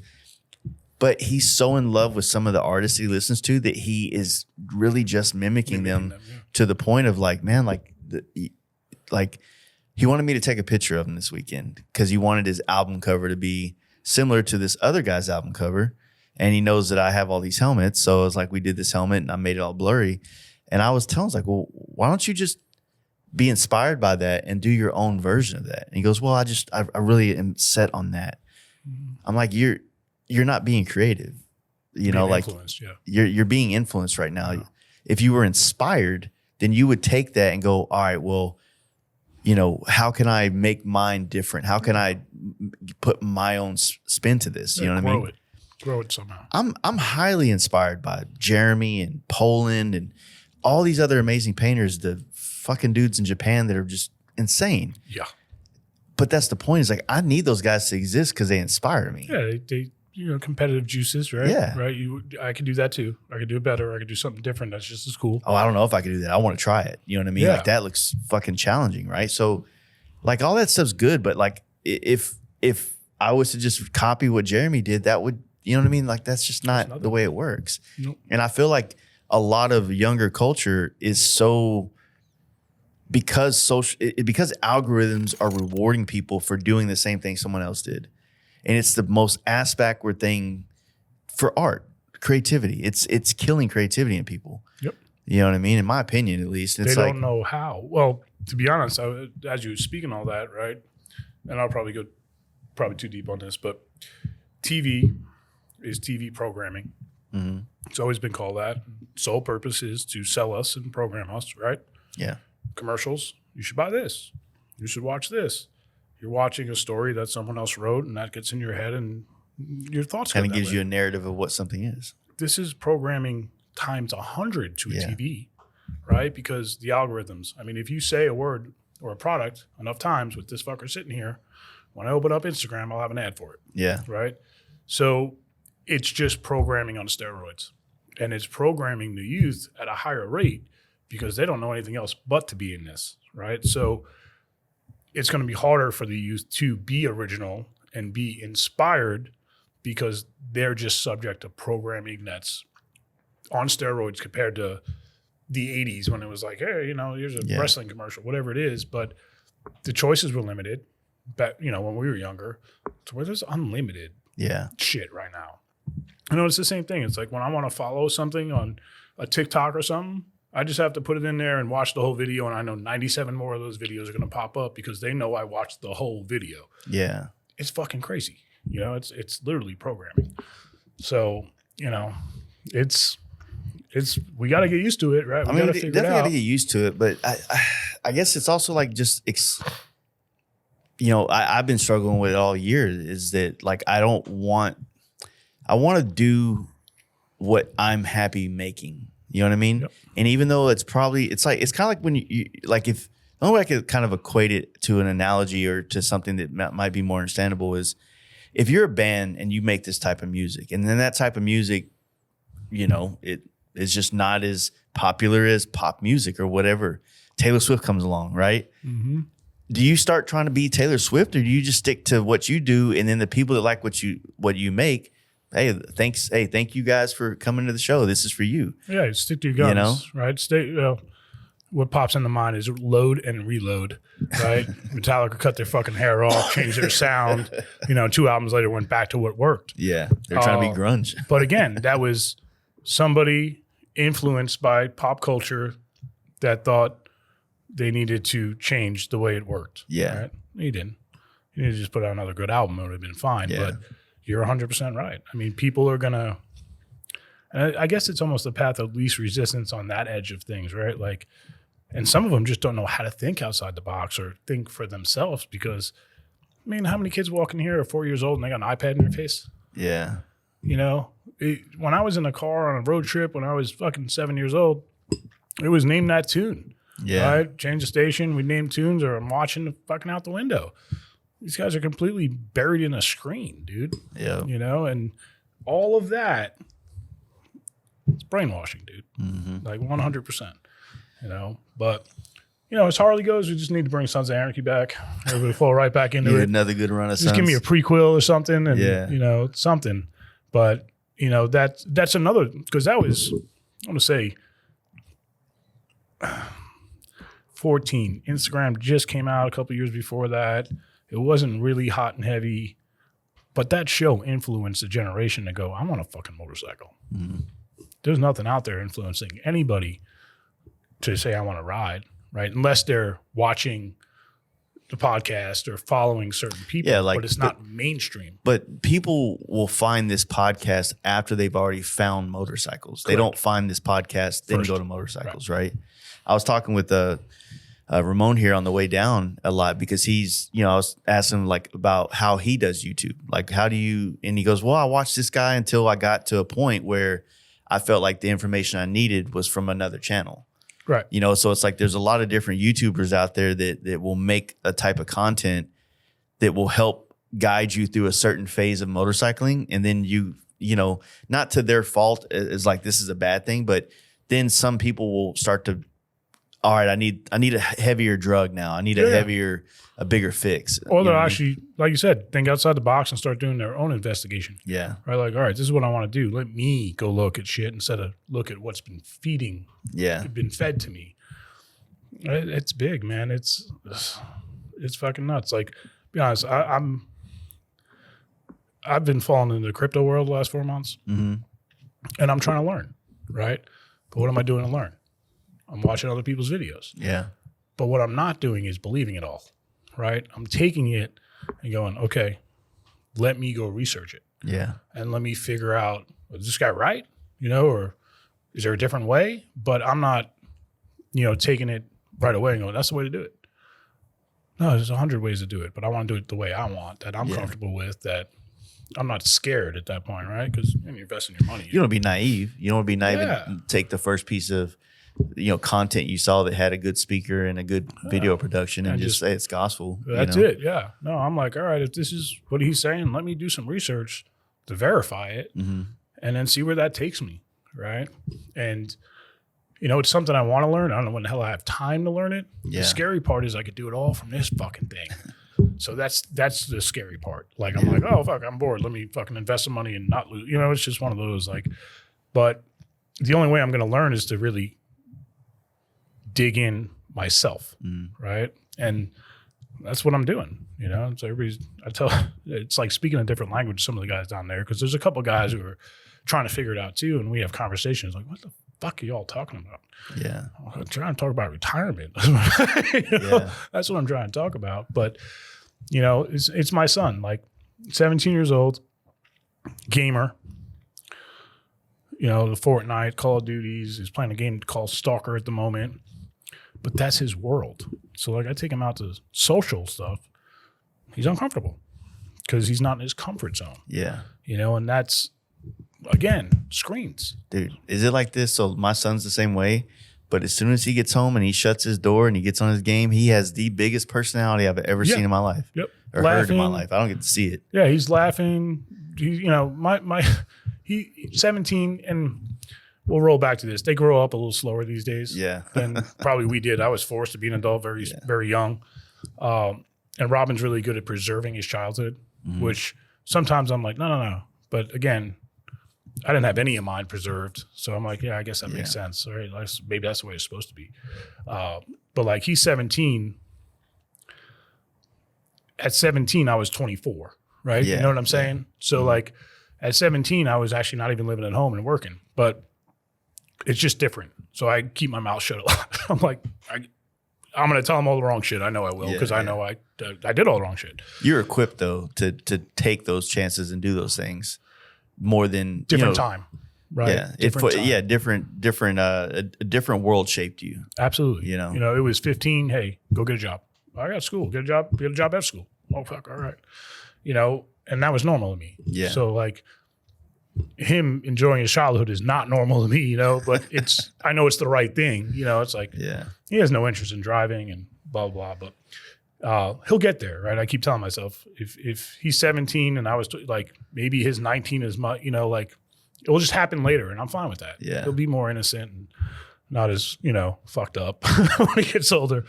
But he's starting to socialize, friends in school and all that good stuff. Going out, but it's just so different. And that's what I look at too, is all right, these are the kids that in 15 years are making decisions, big decisions. Yeah. And how are the decisions going to be made? I guess in a more delicate world in their eyes, but I don't think it's more delicate. I think it's gotten worse. The more delicate it becomes, the what's the saying? How's it go? The soft men create hard times. Yeah. So like, that's what I kind of look at, but he's, home from school, hangs out with us for a little bit. Once those headphones go on, different person, but he's a wizard on it. I'm at the point where I'm like, monetize some of this. There's no way that you can't monetize this, but I don't think he's in it for that, right? His friends, he's got like a pack at school, but his friends, one's in New York, one's in London, one's in there, and they all synchronize to get on at the same time. See, in that kind of way, to be a devil's advocate for this, it's like, my son's the same way. He's got these friends scattered across the country, right? I mean, when I was 17 years old, I didn't have a friend outside of my area code. Yeah. You know what I mean? So it's like maybe there could be an opportunity the same way like if you go away to college or to the military, you can meet people from other areas and kind of diversify your connection to other cultures and other places in America. And so with the online gaming, they might be able to kind of do that through that. More opportunity, you know, right, for growth in that area. But at the same time, it's still, I think the social skills that you could be as I hear, my son's a very different person through his headphones playing a video game versus like in real life. Correct. You know, it's like if you can't speak up what you want in real life to somebody's face, you know, the way you talk the shit you talk on the game, you know, it's comfort like zone, right? He's comfortable there. Yeah. But that's the thing. The only way I grew was being uncomfortable. Yeah. You know, it was be social, be a grown up when you're not a grown up. And, I grew fast, mentally, I think, maybe not as much as I think, but I was forced to grow up and forced to socialize and forced to deal with real life situations in person. And I don't think kids these days have to. Yeah. I really don't. It's like I go to the school functions and, I'm a people watcher, but I'm always watching around to see like, are there still the jocks and there's still the nerds? And like it doesn't fall into those categories like it did when I was in high school. And it does, but it's smaller. Like it's just the percentage of kids playing sports these days have to be way lower, because the Karens or whatever you call them, they get a head injury. What? It's football. That's what you sign up for. Yeah. And I get protecting your child and all that stuff, but it's like the NFL guys wearing these guardian caps. Yeah. I'm like, what? Like, is it really going to protect you? Because you've been playing football for how many years before that without it? Yeah. We were watching, and actually the other night, I'm laying on the couch, watch TV, and Braden, he's upstairs in the living room, and he's like, hey, I want you guys to watch Chernobyl, some series that just came out on Netflix or HBO or something. Yeah. And I'm like, all right. Robin answers him, and he goes into this spiel about Chernobyl for like 6 fucking minutes, and I know what it is and what happened. And I looked at Robin, I was like, you know why he doesn't hang out with us? She looks at me, she goes, why? I was like, he's just way fucking smarter than us. Like he spit out all these facts and all this shit. And he retains all of it. Yeah. Yeah. And I'm like, fuck, dude. So he comes down, we put on the first one, and I tend to like take my phone out and just fucking fall into that. And he's like, I want to watch it. I was like, it's just fucking sad. Yeah. And he's like, what do you mean? I was like, I already know the ending, right? Yeah. It's I already know what's happening. And they came across this clip in the first episode where it all went down, and they show a clip of a bunch of kids playing in a playground and all the ash is falling on them. So I'm like, fuck, I don't want to watch. It fucking puts me in a bad space. I'm like, fuck, put on Cat Williams or something, make me laugh. And he had asked me, I was like, dude, it's just sad. I already know what's going to happen. I'm not knocking the show by any means, but it's just kind of, it's fucking sad. I don't really like, and women like feeling that emotion. I'm like, I don't, my sad turns into mad and then, turns into handcuffs. And I'd rather not do that. And he was like, all right, I get that. And he's like, but you watch all these war movies and shit. I was like, yeah, but those fuckers signed up for that. Like they signed up to be in whatever show I'm watching and go fucking shoot people and get shot at. Those kids didn't sign up for shit. Yeah. And they finished the whole series. I was like, I would love to be involved, but it puts me in a place where I'm like, fuck, man, that's fucked up. And you're just all fucking sad after that shit. But the amount of fucking information that kid retains blows my mind, dude. Yeah. He wants to be an aerospace engineer and work for NASA. He's been like AutoCAD certified since 10th grade, engineering classes, robotic classes, and I'm all for it. Like, yeah, dude. Like, yeah, that's cool. Absolutely. Like, take care of me. But that's complete opposite of what I was, right? Yeah. So, and even like Brent, my sales manager, he's kid's like 7 now, and not a sports kid. Brent, huge sports guy. Me, big sports guy, not a sports kid. Yeah. It hurts for a second. You're like, fuck. Like so much I could teach you, right? Yeah. And I'm good. And then it turns around and he's teaching me all this shit. And I'm like, oh, fucking shit, dude. Like I'm learning, Yeah, I was kind of bummed out about my son because he's, tall I was like, dude, you'd kill basketball. I mean, I would kill to be your height or what you're going to end up growing to. But then I started looking at all my other friends that their whole life is taking their kid to some game, right? Mm-hmm. And I'm not saying that in a way of like, oh, that's stupid. I'm just saying like that's a lifestyle that it's a job. If the kid decides to become that becomes your life too. Mm-hmm. And I think, I've only been able to build what I've got in my life because of choices my kids made and didn't put me down that path. Mm-hmm. You know what I mean? It takes your time. Yeah, it's a lot. I mean, of course you do it if that's the way it's going. That's the way it's going, right? Mm-hmm. But and if they go to that path, you want to maximize it, right? And I'll tell you what, I wish they had this shit they have now when I was fucking playing. Yeah, because I watch clips of fucking eighth graders on TikTok or YouTube with their highlight reels. Mm. And this kid's got and then he's got a fucking commitment to a college. I'm like, he's fucking 13. Yeah. Like he could grow 2 feet or never grow again. But the infrastructure is there for these kids to succeed better than, 1991 when I was fucking in junior high school. Yeah. And I was this height in 8th grade. Like, oh, you're going to be a big fucker. We're going to train you at center. I didn't grow another damn inch, dude. I got to high school and I was like, I can't play center, so I had to, learn how to really shoot and learn how to dribble again. And, my strengths were football and baseball, but I love basketball. Fuck, I still try to play.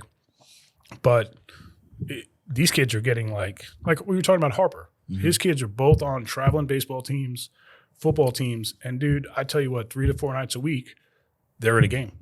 Mm. And what blows my mind is the facilities these kids are playing on. I'm like, holy shit, this is fucking AstroTurf, fucking home run fences. Like, I remember we hit a home run. He's like, I hope he can't fucking get it before I get home, Just no fence out there. But again, it's probably, evolution of technology and everything that comes with it. But there's lots of money in kids sports though, man. Absolutely. Obviously. I mean, I grew up, my high school was a big football and basketball, like sports in general. So in the 90s, we had these massive stadiums, what do they call it in Texas? Like division, like 5D school or something like that. Mm-hmm. I forget how they classify the high schools. But, our stuff was massive. I mean, I think now they probably got like versions of what like NFL does with like comms and different things like that. But I just couldn't imagine. I mean, it kind of dawned on me. We were just talking about this. It's like I'm bummed that my son's not into sports, but I'm kind of like, thank God, now I get to be a biker still because I wouldn't be able to be if he was in sports, Yeah, he'd be at everything. That's I did do this. My daughter's mom was a cheerleader at a high school, and I dated her through the high school, so I saw the kind of money her parents had to spend on all these cheerleader uniforms and shit. I was subliminally like, you don't want to be a cheerleader. You know what I mean? Like, I don't want to do all that. I was doing everything I could to just like downplay that whole thing. And she ended up playing soccer, did well, got a scholarship, things like that, which was way easier because soccer is, like basketball is crazy. Like you got to have home shoes, away shoes, fucking soccer's cleats, shin guards, and a ball. Yeah. Mm-hmm. Yep. That's and it's a great sport, actually. I wish I would have stuck with soccer just for the cardio. Yeah. But, it's one of those, this just made me think of this. So Braden's probably, I don't know, 5, 6, something like that, 7. And I put him in T-ball and down here in Buda. And he, you could tell he was natural, right? He could hit the ball, he could pick the ball, he could run. He was young, so he didn't really know what he was doing, but you could tell his body movements. It was just natural. Yeah. So in T-ball, you're allowed to go on the field with your child, right? Just to kind of coach him. So ground ball, Braden runs, gets it, throws it to first. No other kid could even figure out where to throw the ball. So he does it like 2 or 3 times, and Dad kind of standing next to me, he goes, hey, man, is there any chance you could hold your kid back this time? I was like, huh? And I was like, not a fucking chance. He's like, he's getting all of them. I was like, tell your kid to run faster. And then Robin's like, oh my God. I'm like, how did you think this was going to go? Yeah. Like, there's not a chance I'm holding anybody back to let some run harder, that second place trophy. Like, I'm not the guy. And he did that whole season. He did well, but he just wasn't, he'd go do it. But when he got home, it wasn't his interest. Yeah. So that's what told me, like, because when I got home, I was playing again. And I was knocking on everybody's door going, hey, let's play out, bounce ball out, do something, and just kept sports going. It wasn't his main interest. Yeah. And I didn't want to force him down a road he didn't want to be on. Yep. Right? That just ends up resentment and all that other shit. But, happy kid, 17, waiting for him to pick his college. Yeah, that's good. I hope. Well, as we start wrapping this up, but I wanted to ask you quickly, this whole year with the new road glides, new models, how has that been? Obviously, since you've been working through Harley dealerships, you've seen a couple model changes, right? You've seen it go from, into the Rushmore, which is essentially the last body style of the road glide, into the M8, into the Softail, into the Pan America and the Rev Max stuff, and now these new road glides. How was this transition on the dealership level compared to those others in the past? Good, bad, worse? Rushmore came at a good time. Yeah, it really did. So health economy, sons, right? We're on. So everybody wanted to be a biker. It was the right upgrades to modernize the bikes, but still close enough to home to where it didn't feel like you were buying in, a spaceship. Correct. You know what I mean? Yep. It was Rushmore was timing to me. It was people came running for it. Yeah. They really did. It was the first bike with a nav, easy open bags. They fixed a lot of the issues or the technology that people were asking for, and we were healthy as a country. So it wasn't. I mean, hell, they were literally coming in for them. Softails, getting rid of the Dynas, personally hurt, but it took away another payment bracket for people, right? Because a Street Bob in 2014 was like 13 grand. So it took away a class of affordability for certain people and made them spend more. And people were very weary on it, right? Us included. Fuck, I don't know if I want one of these fucking things. Then you rode one, you're like, fuck, it rides good. So then the M8, right at the same time, everybody says, I'm never buying a motor first year. The thing about the M8 is they put 1 million miles on the fucking motor on a dyno before they released it. So, that was what we were selling. And then you obviously had that sumping issue, but that was quick fix, I guess, in 18? Yeah. So Pan Am, I think they hit the mark. I think they hit the mark on the pricing. I was scared they were going to come out with, in a new arena and price the bike higher than the BMW or the guys have been doing that for a while. Yeah. And they didn't. So I think that was a success. Definitely in more markets, certain markets than others, depending on the terrain, right? I think this change to the touring would have been better this year. Moving into this next year. With a healthy economy. Yeah. Because what it did is it put newer technology out, a redesign, and they're still 30 grand, right? Yeah. So, which I get, on their end of it, right? They got to get it out, and they've been working on it for 3 years. I think it would have went over better in 25 or 26, where the country's a little bit healthier in their pocket. I think they would have seen a bigger uptick. I'm a simplist, I guess. I don't need all of that in my bike. It's cool to have, but I don't need it. Yeah. I like the looks of them. I've gone through my head 100 times on designing one and what would I do to it and blah, blah, blah. But until I could take that TV out of the dash, I'm not interested in it. And that's just me. It's like even on the one now, I pulled out the screen and put Justin's relocation kit in there because I just run everything through my helmet. Yeah. I do like the body design. I'm not sold on the bags per se, just because how they widen them on the outside. That when you hang a bag, when you open up the top, there's just a lot of flexibility in the bag that I'm sure they've tested and will be fine. But when you open up a CVO bag with 10 pounds of fucking speakers in there, so little things for me personally is if I would want to buy one, these is what I'm looking at. But we've sold a fair share of them, but I think it would have did better in a healthy economy. Obviously, like anything would if you released it at that point. Street glides, we're selling more road glides and street glides. I like both designs. To be honest, it's like I was talking earlier about raffling off my Dyna and possibly T-Sport. Mm-hmm. I still want my fucking G-Bike back. And he's willing to sell it to me back, but I think I just want to build another Softail. Yeah. I don't know if I will. That's kind of today's inspiration. You know? I could attest to that. I mean, there's a big part of me. I think I was talking to you. I messaged you a couple weeks back about a road glide. There's a part of me that wants a road glide, right? Mm-hmm. Because of it's just the world that I've been a part of, and I kind of miss it, right? And it's a new body, and I'd like to see what I can do with a new body and whatnot.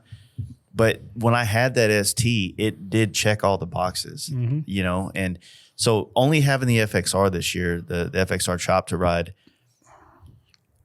the bike is stout enough and secure enough where I can hop on it and go to California. Like, all right, I'm riding to California tomorrow. But the way I have to pack it out and the things I need to take, it's just a little bit more complicated trying to put it on a sissy bar bag and all that kind of stuff. Yeah. So an ST with the bags, you know, solves a lot of problem. And, you know, a quick rip to Phoenix to go do podcasts or go, you know, airbrush something or whatever is a way easier thing to do on like a lowrider ST or a road glide than on the FXR. Of course, yeah. What I will say, and it kind of like what you just said about the infotainment center, I've kind of on the podcast asked for that kind of shit for years. Like, we need more technology in it. And if I got the road glide, that would be something that I would, that'd be a part of like the buying of that road glide. It's part of that package. But there's a part of me that does like the simplicity of what's on the ST lowrider, where you have this gauge that I wish was a little bit bigger, but you have this gauge that just reads out the shit you need to know. Mm-hmm. And that connection to still being a part of the road and not another screen is something that I enjoy. That's when we did the FXR, there's no gauges on it, no gas gauge, no nothing. Mm-hmm. And it's crazy how many people like would ask about, well, how do you know when to stop and get gas? I'm like, the same way anybody would know. Yeah. How far, like, you don't know, like, I mean, me personally, you go on a long trip, when's the next gas stop? Whether I had a gas gauge or not, you don't just wait till the light comes on and then look for a gas station out in the middle of the desert somewhere. Like, you got to know, like, you might be doing 150-mile rips, but then this one has to be a 90-mile rip or a 50-mile rip just so you can get to the next gas stop, you know? So that aspect is kind of something, but I have to agree with you. I feel like with the economy and with the rates where they were and an election year, a new model drop, it seemed like it's what people wanted. But at the same time, the devil's advocate of this, we had the other road glide before the Rushmore for, I mean, there was like 13 years of the twin cam version of that. But technically that fairing was around in the 90s. Yeah. You know, tour glides. Mm-hmm. So you kind of had like a lot longer run of that. And then we only had, 2014? They started speeding that shit up, which drives me crazy. Yeah. Like, it used to be a 7-year run of something. Motor, body style. Now we're like every fucking 3 years. Yeah. So to that, you know what that does to a customer? Like, dude, so that's a 22 lowrider ST, right? They were about 35 grand. Last year, so 1 year after it came out, it was worth half. Yeah. Right? So if you keep putting people out on bikes and keep changing them, are they really apt to buy more? Right? That's just my theory. I'm also, give me a 3-wire harness and I'm good. Yeah. Right? I don't need all that shit. For instance, I bought a bunch of police road glides. They're 114 Curl motors with no radio. Mm-hmm. They're the perfect blank slate to start with. They're like 23 grand. Yeah. Where they're $12,000 cheaper. Yeah. So I've sold a bunch because guys come in and they go, fuck, that's perfect. That's all I need. I need to run, stop, start, and that's it. But I get it, right? Look at the cars. Like, I got this rental outside that is fighting me from changing lanes. It's driving me fucking nuts. I don't know how to turn it off. I'll figure it out. But like, that's too much technology. Yeah. Like, I don't need the car to think for me. Same way on a bike. It took me years to just accept ABS too, though. Yeah. You know, I don't need that shit. I got my own ABS, right? Yeah. Till I needed it. And I was like, fuck, I'm glad I had that shit. Yeah. But like RDRS, right? People come in, I don't want an RDRS bike. I want a fishtail if I need to, or I want to, right? So there's the purist, and then there's the guys that want all that shit. Yeah. So I get hitting best of both worlds, but for me, start, run, stop, you know, that's really all I need. I don't need a TV. You know, it's like I've seen videos of people playing, they put that thing in there and play movies while I ride. Yeah. I'm out, dude. Like my dumb ass will watch it, you know, like not just check it, you know. It's one of those, like, but different strokes for different folks. You know, that new rider who's coming into the sport, Yeah. that might have been what caught his eye. You know, the old timer rider, you know, fuck, I don't want all that shit. Yeah. Like, especially the way they split the ECM and the BCM now. There's so much technology in that fucking bike.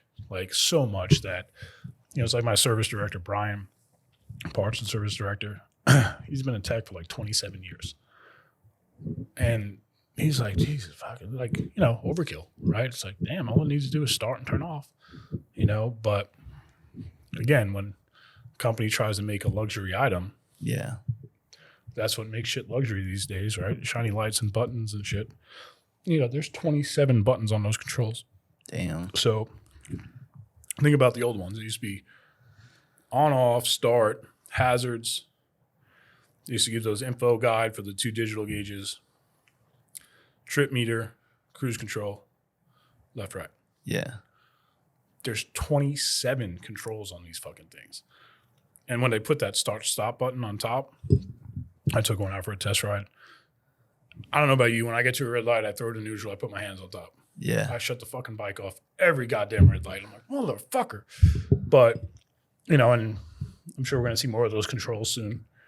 But, you know, I don't know, man. It's I think change is hard it is for things. Change is always hard. I always try to stay optimistic about change because it forces you to, you know, adapt. You know, you get uncomfortable to get comfortable. But yeah, there is. I guess that's why, like, a lot of things have pushed me to want to go back towards like choppers of the simplistic, easy. You know, like what. Right now, I think what I'm going through is like I want something that not a lot of people have in every aspect of life. Mm-hmm. You know, and it's not that is of me kind of comparing something that I have to someone else, which is not a healthy thing to do. But you want something that makes you happy too, though. Yeah, and I like the idea, like being in Sturgis on the Gold FXR chopper. There was another FXR chopper there, but the chances of us passing on the street slim to none. Correct. So I'm in this motorcycle mecca, and I'm one of one essentially on a bike there. Mm-hmm. And I was like, this feels cool. Yeah, you aren't just another black road glide in the parking lot. Yeah, and then, you know, it started to kind of dawn on me that like the things that you find cool that you don't see a lot, like lean into that shit. That's why we leaned into the van, not because we're trying to be chopper dudes. Mm-hmm. It solves a lot of purposes, but you don't see them. No, you don't see them, and it brings back a time period of America that intrigues me. Yeah. Right? Like all that old shit. That's, you know, like what, here's a question. If you had to choose an era to grow up in, what would it be? Probably the 70s. Right. So that type of stuff means something inside of you. Like me, it's the 50s. I don't know what it is. I like the cars from those days. I don't know what it is. It's just, you know, Grease movies and just all that stuff seemed a lot cooler, right? Yeah. It was, you know, fucking hot rod cars and shit like that. But that's where when you see those things and it pulls your heartstrings, that's what it is, right? It's Americana retro to a better time, right? At least that's how I think of it. Oh, man, that was a better time, an easier time. But that's what I want, you know? It's like I've been looking at classic cars because I don't know if I'm going to raffle these 2 bikes and build something else or buy a classic car. Yeah. You know, I don't know. I'll figure it out when I get there. But that's what I've been looking at. You know, actually, I've been looking in the 60s too. But those are 2 great eras. You know? And That 70s not so much for cars, but like 60s and 50s definitely. Yeah, 60s, 50s, 70s. You're gonna get into your choppers and shit like that. But it's I don't know. It intrigues me, and when I think about what do I want to look at and design or buy, everything tends to fall on those 2 decades of I want a 67 this or 54 that. What I love about the resurgence, or not resurgence, but like this new modern push towards like whether like there's a lot of FXR choppers getting done now, of course, but there's also a lot of FXR M8s being done, mm-hmm. and so both of these bikes you cannot buy them that way. Essentially, I mean, yeah, some like Corey's selling his M8 FXR, but for the most part, these are things that if you want to build one, you either have to learn how to do it, or you know how to do it already, or you have to find and pay someone to do something that's not sitting on a shelf. Correct. And so a lot like the kind of questions that come through my social media, Instagrams and stuff, the questions are always like, there's got to be some like, did you buy that frame that way? Like, no, dude, some things in this world you have to make. Mm-hmm. You know what I mean? And like there's just like this, a lot of people that just they don't get it. Like, mm-hmm. and I'm not trying to say that to talk shit. I think this is like if you came into motorcycles in the last 10 years, then building a bike has not been a part of the culture. Correct. Right. But if you got into this in the 2000s, then, all the bikes that you kind of wanted were handmade. Yeah. Being built on TV and inspiring other builders. So you kind of understood that that's how that works. And then, different eras and styles kind of come and go. And right. But now I feel like there's a couple things that are very popular that a lot of people want, but you can't just buy them. And it's like blowing people's minds. Yeah, that's what makes them unique too. Exactly. It's like Garley. Garley's coming down. So I've known Adam since 05. I was a door guy downtown, and he'd come down to Rot Rally. He was a builder. And then he ended up building shitty, owning our Dirty Dog bike. But the shit he was rolling up on, remember his Blue Springer? Yeah. That was inspiring me. I was like, fuck, this dude's from Dallas and fuck built that. It was just one of those, like, I seen him on TV, but then I got around the guys and I was like, oh, fuck, they're just like me. Yeah. Right? So it was just one of those, but that was inspiring. And that bike wasn't built on anything new. It was a throwback. Yeah. I think it was a twin cam, but it was still a throwback look. And that's just that part of Americana that, I don't know. I want back, I don't know we'll get it, but that's what inspires me. Same thing when we talk about, sneakers and all that shit. It's shit that meant something to me when I was younger that now I could achieve now. Yeah. That fills that hole that I had when I was 12. Yeah. Right. But, and it's the same thing. It's, if there was stuff, David Manmack, yeah, that shit, that always inspired me. Will I ever get to a chopper? Probably. Yeah. Well, right now it's fun and it's new and it's like, it's scratching an itch. Like I have an itch that like a lowrider ST or Road Glide fixes because my life is so involved in motorcycles, right? That's not challenging. Exactly. It's not challenging. It's not making me, I'm not learning much of anything else. And I think right now the biggest like draw towards the chopper is I want to be able to say I rode across country on a hardtail. It's going to suck. Trust me. I've heard everybody tell me all this. But the thing is that I can't tell you it sucks because I've never fucking done it. And I want to do it. And box checked. And then bam, if it's like, if they're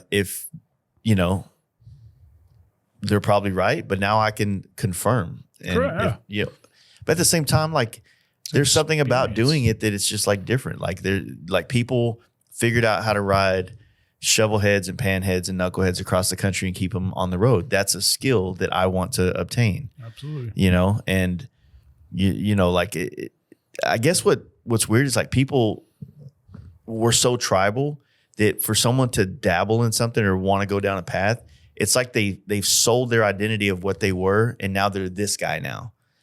I'm like, no, dude, I'm still into all this shit, but this right now is speaking to me. It's 2 wheels. Yeah, right? exactly. It's 2 wheels. Like, how many people I've met over the years that came off sport bikes or guys that never are on sport bikes that are doing it just because they want to because it's 2 wheels, right? Like it's, going from a bagger to a softail or a, fucking pan to a shovel. Like you should absorb all of that if you're, truly in the motorcycles. In the motorcycles, Harley this culture, yeah. right? Like, why the hell wouldn't you? You know, it's like, look at all the bikes we have over there. There's a shovel, there's a pan, there's a shrine pan over there. One of them's a foot clutch. I've never rode a foot clutch. I want to learn. Yeah. You know, just again, because I fucking want to learn and go, fuck, I know how to do that now. So if I ever need to get on one, I know how to fucking do it. Yeah. But you sit on a thing and not know how to work it, it fucking fuck you up. You know, like I look at it and I'm like, well, I'll wait for somebody who knows how to do this. Show me, you know, like I get the idea, but fuck. Yeah. I mean, like comparing it to like a new modern bike, yeah, it's completely different. But the same way that screen is giving you all that information, the way those bikes feel, it gives you that information. Correct. The way it sounds, the way it smells, what it does, that little hiccup you felt like, what was that? Was that a bump or was that like a misfire? Yep. You know what I mean? So these things, like you feel the road more. You're not being constantly told something through a light or you know, some kind of warning. Your tire pressure sensor's going off. It's like, goddamn, can I just wait till somebody flags me down and tells me that I need some air? Or you feel it dragging. Exactly. It's you like know? There's all these things that are like constantly giving us like warnings and essentially anxiety. It really takes out your sensories. Yeah. Right. Your natural ability to obtain information is gone because you don't need it. Right. You just go, this will tell me everything instead of feeling. Like how many times is, you know, two hours into a ride, whatever, 2-3 hours into a ride. You're just one with the motorcycle. Yeah. Like I don't need any fucking gauges. I know what gear I'm in. I can tell by the vibration in my heart. Right. Like I know where I'm at. That's motorcycling to me. Yeah. I mean, you know, it's like I remember the first time riding the Sturgis, and it was about 3 hours in where I was like, I'm one with this fucking bike. Like it didn't matter what I did.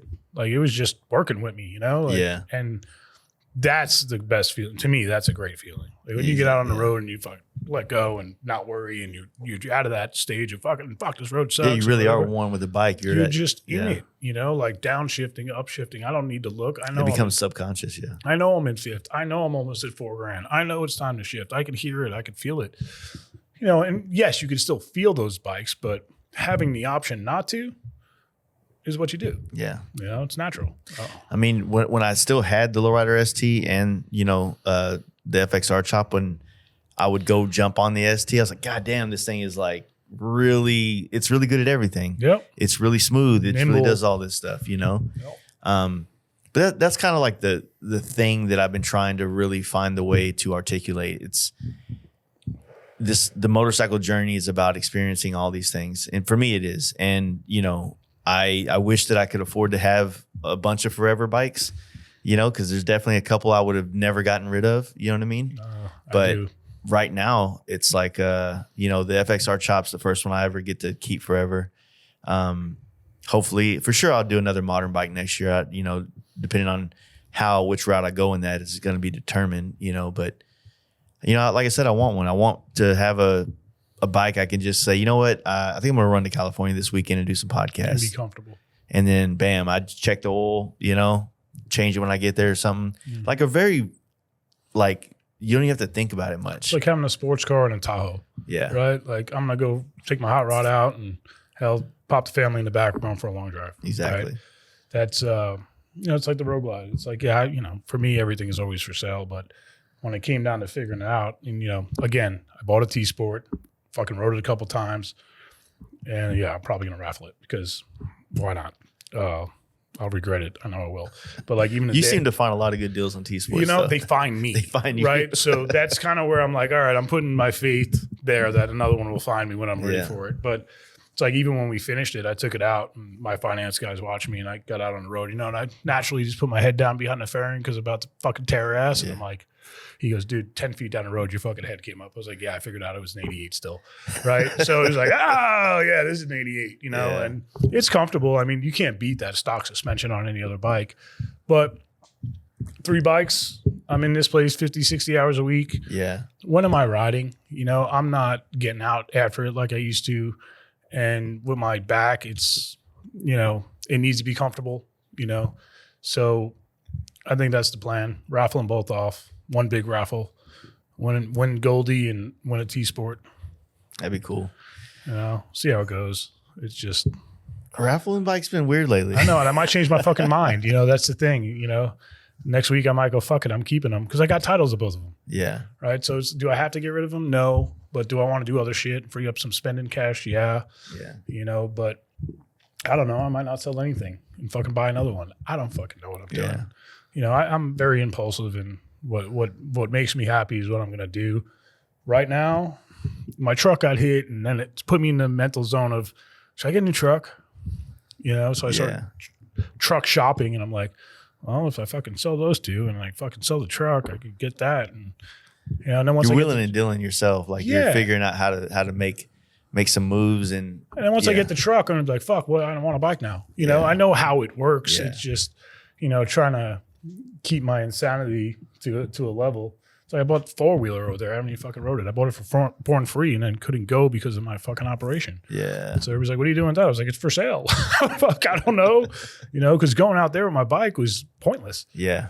You know, I was on a mini bike 98% of the time. So I was like, I'll just buy a 4-wheeler and do that. So it's over there in the corner behind Jetty's bike. Yeah, mini bikes are kind of like the move out there. I wouldn't mind having like a little 70 or something like that just to go rip around on. Dude, I walked up and down that hill the first year and I was like, never again, dude. Yeah. So I bought that thing. What the fuck did I buy that thing? Oh, it was a trade-in. And then I wrapped that thing up in a deal for the T-Sport Cheek. But, you know, it's one of those. I don't know. I love riding. I'm never not going to ride. But do I really need 3 bikes that I don't ride? Yeah. You know? So the Road Glide, it's just built so comfortably. Yeah. You know, it's 14s, 2 over. It's a Cadillac. And, you know, it's going to take a special somebody to come in and go, I want that bike. Mm-hmm. And if they do, they could have it. You know, but, you know. They'll keep it clean for them until it's time. Yeah. You know, it's got out a couple times this year, but nothing like it used to be. You know, I could take one day of riding and then it fucks up my next day. It, like, you know, fucks it up pretty bad. So I got spinal injections, and I know I have a period of time after those I get out and get after it, which is the plan. But, you know, go from there. You never know what's coming down the pipe or what, you know, with me, it's kind of nice. You never know what's coming in the back door on trade either. So, you know, it's like I want to do an FXR again, but I've done 3 of them. And every time I do one, I get on it, I ride it, and I go, fuck, I want a faster motor and better brakes. Yeah. You know, it's kind of spoiled, you know. But I don't know if I want to do an M8 one. But it's just one of those I want to have a title to an FXR that we built and designed and know it's not going anywhere. Yeah. So, but then if you know me, it will go somewhere. So, but no, I think it'll be good. I think this weekend's going to be badass. What are you doing to the Softail you got? You said it was a 77? Well, yeah, it's like the Hazmat has the frame right now. He's sandblasting it while I'm here. And the goal is not this Saturday, because that's the show. The next Saturday, we already ordered we're not doing a hardtail kit, like you cut it and just shove it on and tack it in. But we have a hardtail like pieces.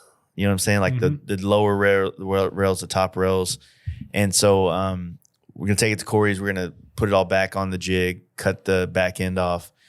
But I'm actually going to do more of the whole hands-on stuff. So cutting it, welding it, you know, prepping it all. And then just a hardtail. Like I've gone around. I went through all my Dice magazines, all the magazines I got, put little little Post-it notes in there to all the stuff I like. Because that's the thing about the chopper world is that there's so many configurations and things and styles, and there's not like did you get a Hoffman, wrap fender, shorty, mid-length? Did you do it FL? Like there's 400 different fender options, or you take 2 that you like and meld them together and make something new. And that's why it's like this kind of, it's a challenge to figure out what you really like and don't like about everything, and how you can put something together that's something you like about it all. And then you might not like it at all because those things didn't go together, you know? So having a guy like Corey to kind of like, once again, be kind of like a shaman through this process of, somebody might have already tried that and he knows about it. Yeah, guide you the right path. But not trying to dump a lot of money on it. You know, it is going to be a jockey shift, no front brake. I want it to be a hard bike to ride, and I want it to, try to make it as comfortable but as cool as possible. Oh, yeah. That's the plan. and kind of put what is a fast life twist to this type of bike. And until we get the meat and the potatoes or the bones of this thing put on the bike, I don't know how to jazz it up yet. Yeah. How to add a little bit of like flair to it. You need the visual first. Mm-hmm. Man, that's an opportunity to do something that you haven't done before on paint. Exactly. Because you could go. And I'm probably going to go very simple on paint. Like I said, I'm not trying to, this bike is more of a personal journey than. It's about the build, not the paint. Like I want it to be a very understated bike. Like riding my gold bike, I went on this thing with all the dudes in Texas, chopper dudes called the Beaver Bash. And I mean, these dudes are on knuckleheads and panheads and shovel heads, and they're all cool ass bikes, but they're more period correct looking bikes. So they're kind of like, the period correct is like finding stuff from that era and using it. So it has kind of like that, for lack of a better term, that kind of ratty look to it. Yeah. Right. Which I like that, because I'm not worried about bikes different personalities character, than right? The 17 Road Glides out front, But then like you do like a little walk by, like all these cool bikes, and you see my shiny ass gold bike with nice fucking powder coat, and I'm just like, I don't want it to stand out like that. So how do I give it all a fresh, paint job, fresh coats of everything, but not make it so loud? You know what I mean? So that's kind of like this. So that's actually what I was thinking. I got an opportunity to do like a. I don't want to say a retro chopper paint job, but you do like a retro factory paint job. Yeah. A two-tone or something, and instead of the solid line they have, go leaf it or whatever, but you have an opportunity to put your skills in a different arena. Yeah. And show out something that you haven't done before. Yeah, and that's kind of the hope, man. Yeah. And this isn't necessarily a bike that's like, I'm never going to sell it. Like I'm going to build this. I'm going to ride it to, the plan is to ride it to El Diablo. And, after Sturgis, depending on the connection to the bike and depending on where my heart's at, it might be for sale or might not. Like I'm not trying to make those decisions today. Yeah, well, you guys haven't made a relationship, you and that bike yet, so you'll know then. For sure. Right? So that's the hard part about Goldie is that was. You've had that bike for quite a while. I've had it a while. It's gone through some shit, and when I liquidated before I left Milwaukee, it's the only one that came with me.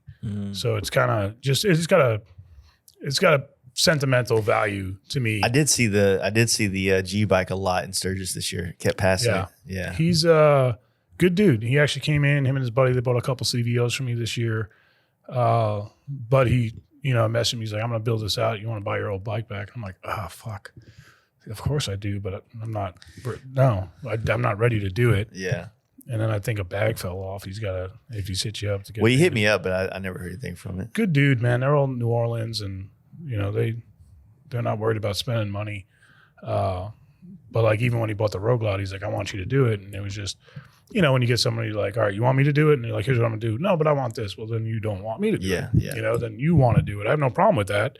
Like build what you want. He was gonna like leather the dash, and he had some cool ideas, but I'm like, if I'm doing anything, it's gonna be pretty simple and use the parties that are normally involved, and he just wants to be a lot of hands on. And I'm like, well, that's not how I do it. Yeah, so, it's but good dudes. That's one bike I regret, and he changed some stuff on it. He didn't do too much different to it, but I could pop a low rider rest down there and do something completely different if we get to that point, but. Yeah, there's nothing. It's hard to work in your passion. Yeah. Right? Because it's every day. I mean, I got a great imagination, and I look at everything. I'm like, I do this, and I do that, and I do this, and I do that. And, that's why I like when we get customers that are ready to build a bike. I'm like, fuck, okay. And they understand it. They're like, I know how much, like. It's kind of a creative outlet for you as well. Yeah, it's like when I moved here, I was hoping to be hands-on. Mm-hmm. Really, that was the plan. I just fell into a different category of the bike world. And I understand all the knowledge. Like I watch them be built and I'm back there all the time, but have I taken the time to do it? No, I haven't had any, it's like, to be honest, I really haven't. It's like, I remember I had a 72 CB 500 bobber I bought. Mm-hmm. I understood that bike in and out because I had to fix it every time I fucking rode it. But after that, it was, I hate to say it, I'm kind of fucking spoiled. Yeah. It's like I pull up my bike and they're like, hey, your bike's making a noise. And then they just take it and go fix it. And I'm like, okay, I don't know what the fuck. But, different. But, I think next year, 2025 will be different as a whole, right? Hopefully the economy comes back. The anxiety that people have been wearing for the last 4 or 5 years goes away. Yeah. And people will start enjoying life again. Because it's everybody, dude. It's not just our market or our industry. It's hurting everybody. So you get people healthy and happy again. It's amazing magic that comes out of that. Yeah. In all areas, Yeah, I mean, I was kind of going down so I finally started going down some deep rabbit holes on just the culture of podcasting right now. There's so many new things that are available to kind of be at the disposal to kind of do stuff with. I'm like, God damn, I didn't know they had all these new features in the world of podcasting now. So it's like, I need a week just to go study up on what's, what's going on. How are the new ways of like putting it out there? But dude, we've kind of figured out how to put a podcast out. And it's like one of the things that we do in the shop next to painting and, events and things like that it's like, I don't have, not that I haven't tried to keep updating it, but there's like updates on the audio world of it. Like now you can have video on Spotify, so that's a whole new upload process, a new thing that I got to figure out how to do so that if people that prefer to be on Spotify but still want the video aspect, it's all an option now. You know what I mean? So there's just a lot of things happening. It's like the podcasting is all, it's strange how numbers wise, it's always been bigger. Like it continues to grow, but it's like it's spread out through all these other ways between like people watching it on YouTube and listening. Well, they built more roads. Yeah, right? There's a lot more roads for sure.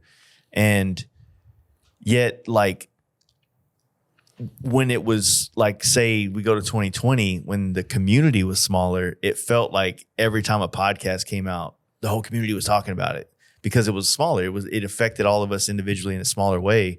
As to now, it's like a broader spectrum thing that people listen to. And, we don't like, it's kind of, I'm not trying to say this to say like I'm talking shit about it or anything, but 7 years ago, 5 years ago, like if you were on a podcast or somebody's like, you were reposting, man, I had a great time on so-and-so's podcast. Absolutely. I mean, no one really does that anymore. Bro, like when Hawk Tua gets a podcast, fuck, something's wrong in the world, bro. Yeah. And that's what it is. Like I find myself watching more podcasts and TV because you kind of single out the subject, right? Yeah. If you're going for it. And there's a lot of that subject to choose from. But I think podcasts are the new media. Yeah. Right? I think everybody's sick of watching the news and getting, is that real? What the fuck are they even talking about? Like, it can't be real. And then you get somebody like Rogan who changed podcast world and he's got people spitting facts on there. You know, and I think for a while people were like, that's got to be bullshit because they were still watching the news going, that's right, that's wrong. Yeah. And I think you've seen that switch in the last 2 years, two and a half, to where people are like, well, this is more of a freedom media, not, free dollar monetary wise, to where people go on and speak facts instead of watching the programming. Yeah. And I think reading the script. Yeah. I tend to go to where the freedom is to, what are they popping up that, is propaganda, right? Exactly. The way I look at it. And, I haven't turned the news on since COVID, like at all. There's no reason to. That took it to credibility. Yeah, you wait till Rogan has somebody on that they're going to talk about the subject you want to know about. Right. The subject you want to know about, or the subject that the media is trying to force feed you, but you have someone speaking facts, not, here, everybody in the world has to read that at 7:00 on the news, it just doesn't make sense. But I think that's where we're going. I think podcast world gets bigger because people understand they could listen to real people speak real truth instead of going, I don't give a fuck what's going on over there. Yeah. Shit like that. It's better. It feels as though nowadays you have to polish it more. Mm-hmm. And we've done a good job of keeping up with that, but we need instead of a refining of the studio, it's like a refining of the structure of like the presentation now. Yeah. Like that's the next wave. Like I feel like there's so many parts of the podcast. Like you got the subject matter, you have the video audio, the quality of the video audio, the environment you do it in. It plays a role. Like you've done a podcast in the studio before, right? Yeah, yeah. I've done 2 there, 2 in Milwaukee. So it's like when you're in the studio, like you're in this world. You see the things on the wall that like connect you to that world. Mm-hmm. Similar to what being here. I mean, you look over to the left and there's it hones you in. Yeah, so it's like you have this aspect, and all these things play into the environment of the conversation. Yeah. But what I haven't changed essentially since the beginning we started is the package. Is the package of what we offer for the different places that people can watch it. There's a lot of, I'll tell you about it offline. There's a lot of other things that I didn't even know you could do now through like not marketing to like new, but offering to like advertising and shit. And I mean, obviously, podcasting isn't like, it's not, the motorcycle world. If the entire motorcycle world listened to my podcast, it still wouldn't be as big as Hawk Tua's podcast. Correct. Right? It's just our world's too small. So we're running a 1%. Exactly. Right? It's never going to have the kind of monetary income through where Manscaped is going to want to come and give us a $30,000 check for a month. You're trying to, it's like us. We're trying to sell to a percentage of 1%. Yeah. You're trying to reach a percentage of 1%, which makes everything fucking a little bit harder. Yeah. It's, but dude, just watching the evolution of the podcast, I still go back and, listen to the original ones and shit. Like whenever I'm in a truck going back to Dallas, which I feel like I've been to 100 times in the last year, that's the deal, right? And typically on the way back, I throw a Rogan on if I'm interested in the subject matter. Like last night, I tried to watch the Quentin Tarantino and whoever he had on. Yeah. They're just too nuts for me.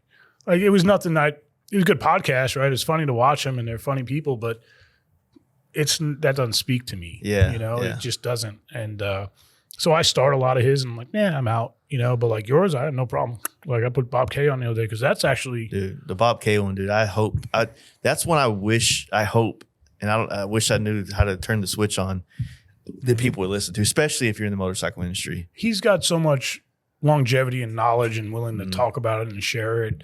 It was like, that was the show we did in 16 or 17, 16 at Route Rally. Yep. Because he had reached out to me here because they didn't have enough bikes, right? They just wanted to make sure, I don't want to say they didn't have enough. They wanted to make sure they had enough, right? So at that point, I had the Lowrider S that we did, Harper's, Mastins. So I just sent all the bikes out on a trailer out there. I remember that, yeah. Yeah, and then they're all on the floor. I was obviously working, but I got there in the afternoon, and we were all on the side stage. It was like me, you, Moose, Holt, and I forgot. And then I sat up front, and they did their awards and everything. But that was me and Jeff met the first time, and then Bob, and I didn't know much about him, right?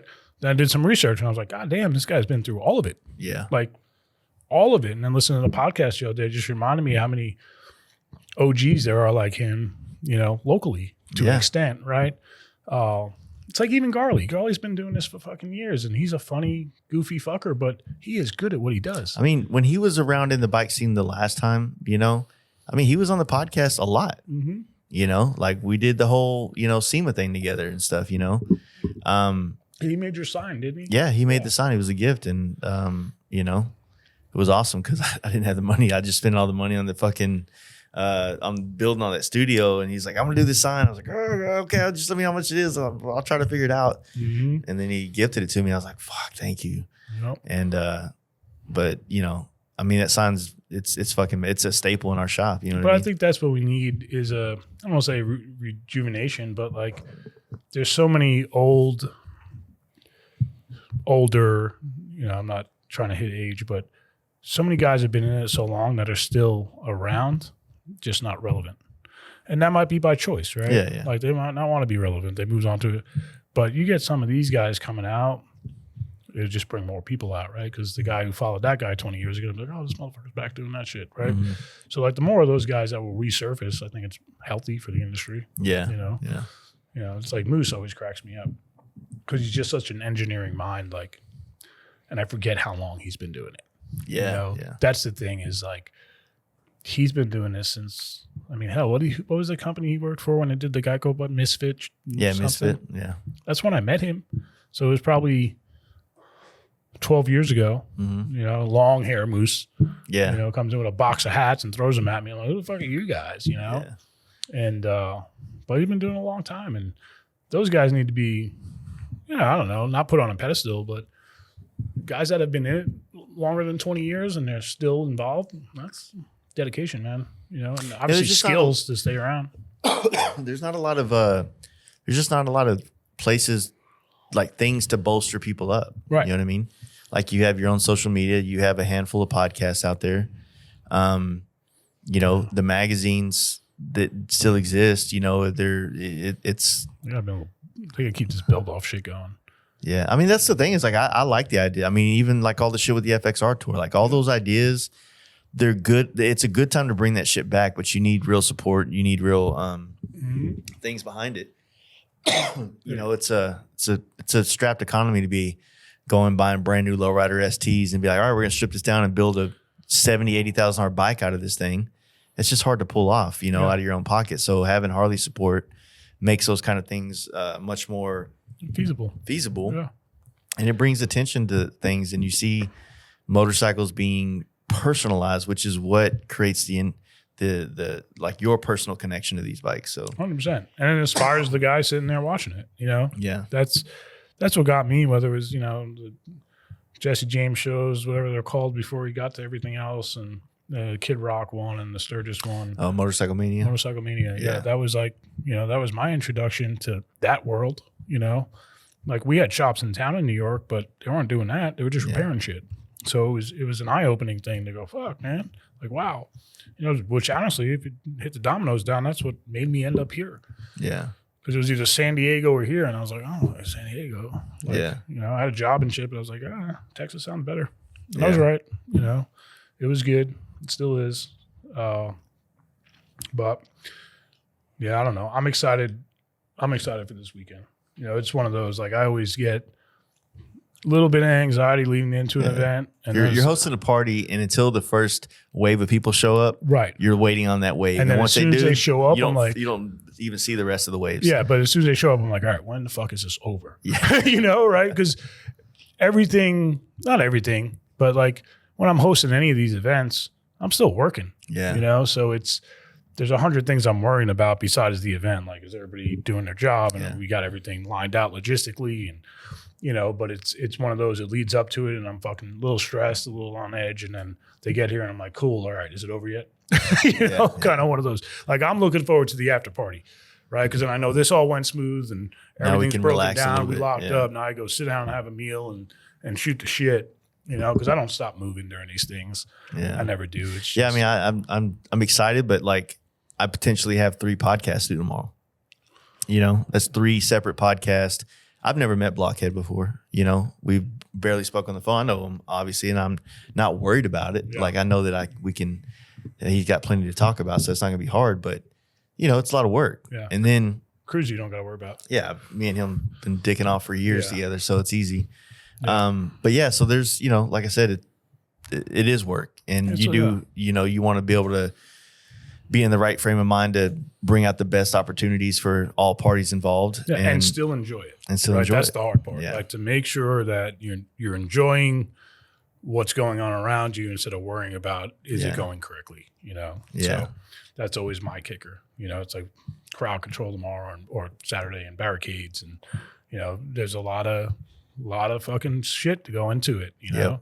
So yeah, I think it will go smooth. It's you know, like I said, I'm thinking 200 plus people easy, you know, which will be eye opening for the staff because they really haven't had a good event since like Rot. Like we've done some good ones. Like the women's ride was very successful last year. I'm going to do it a little different this year, but fuck, we had 100 riders on that fucking thing for the first year. I was like, damn, that's a good turnout.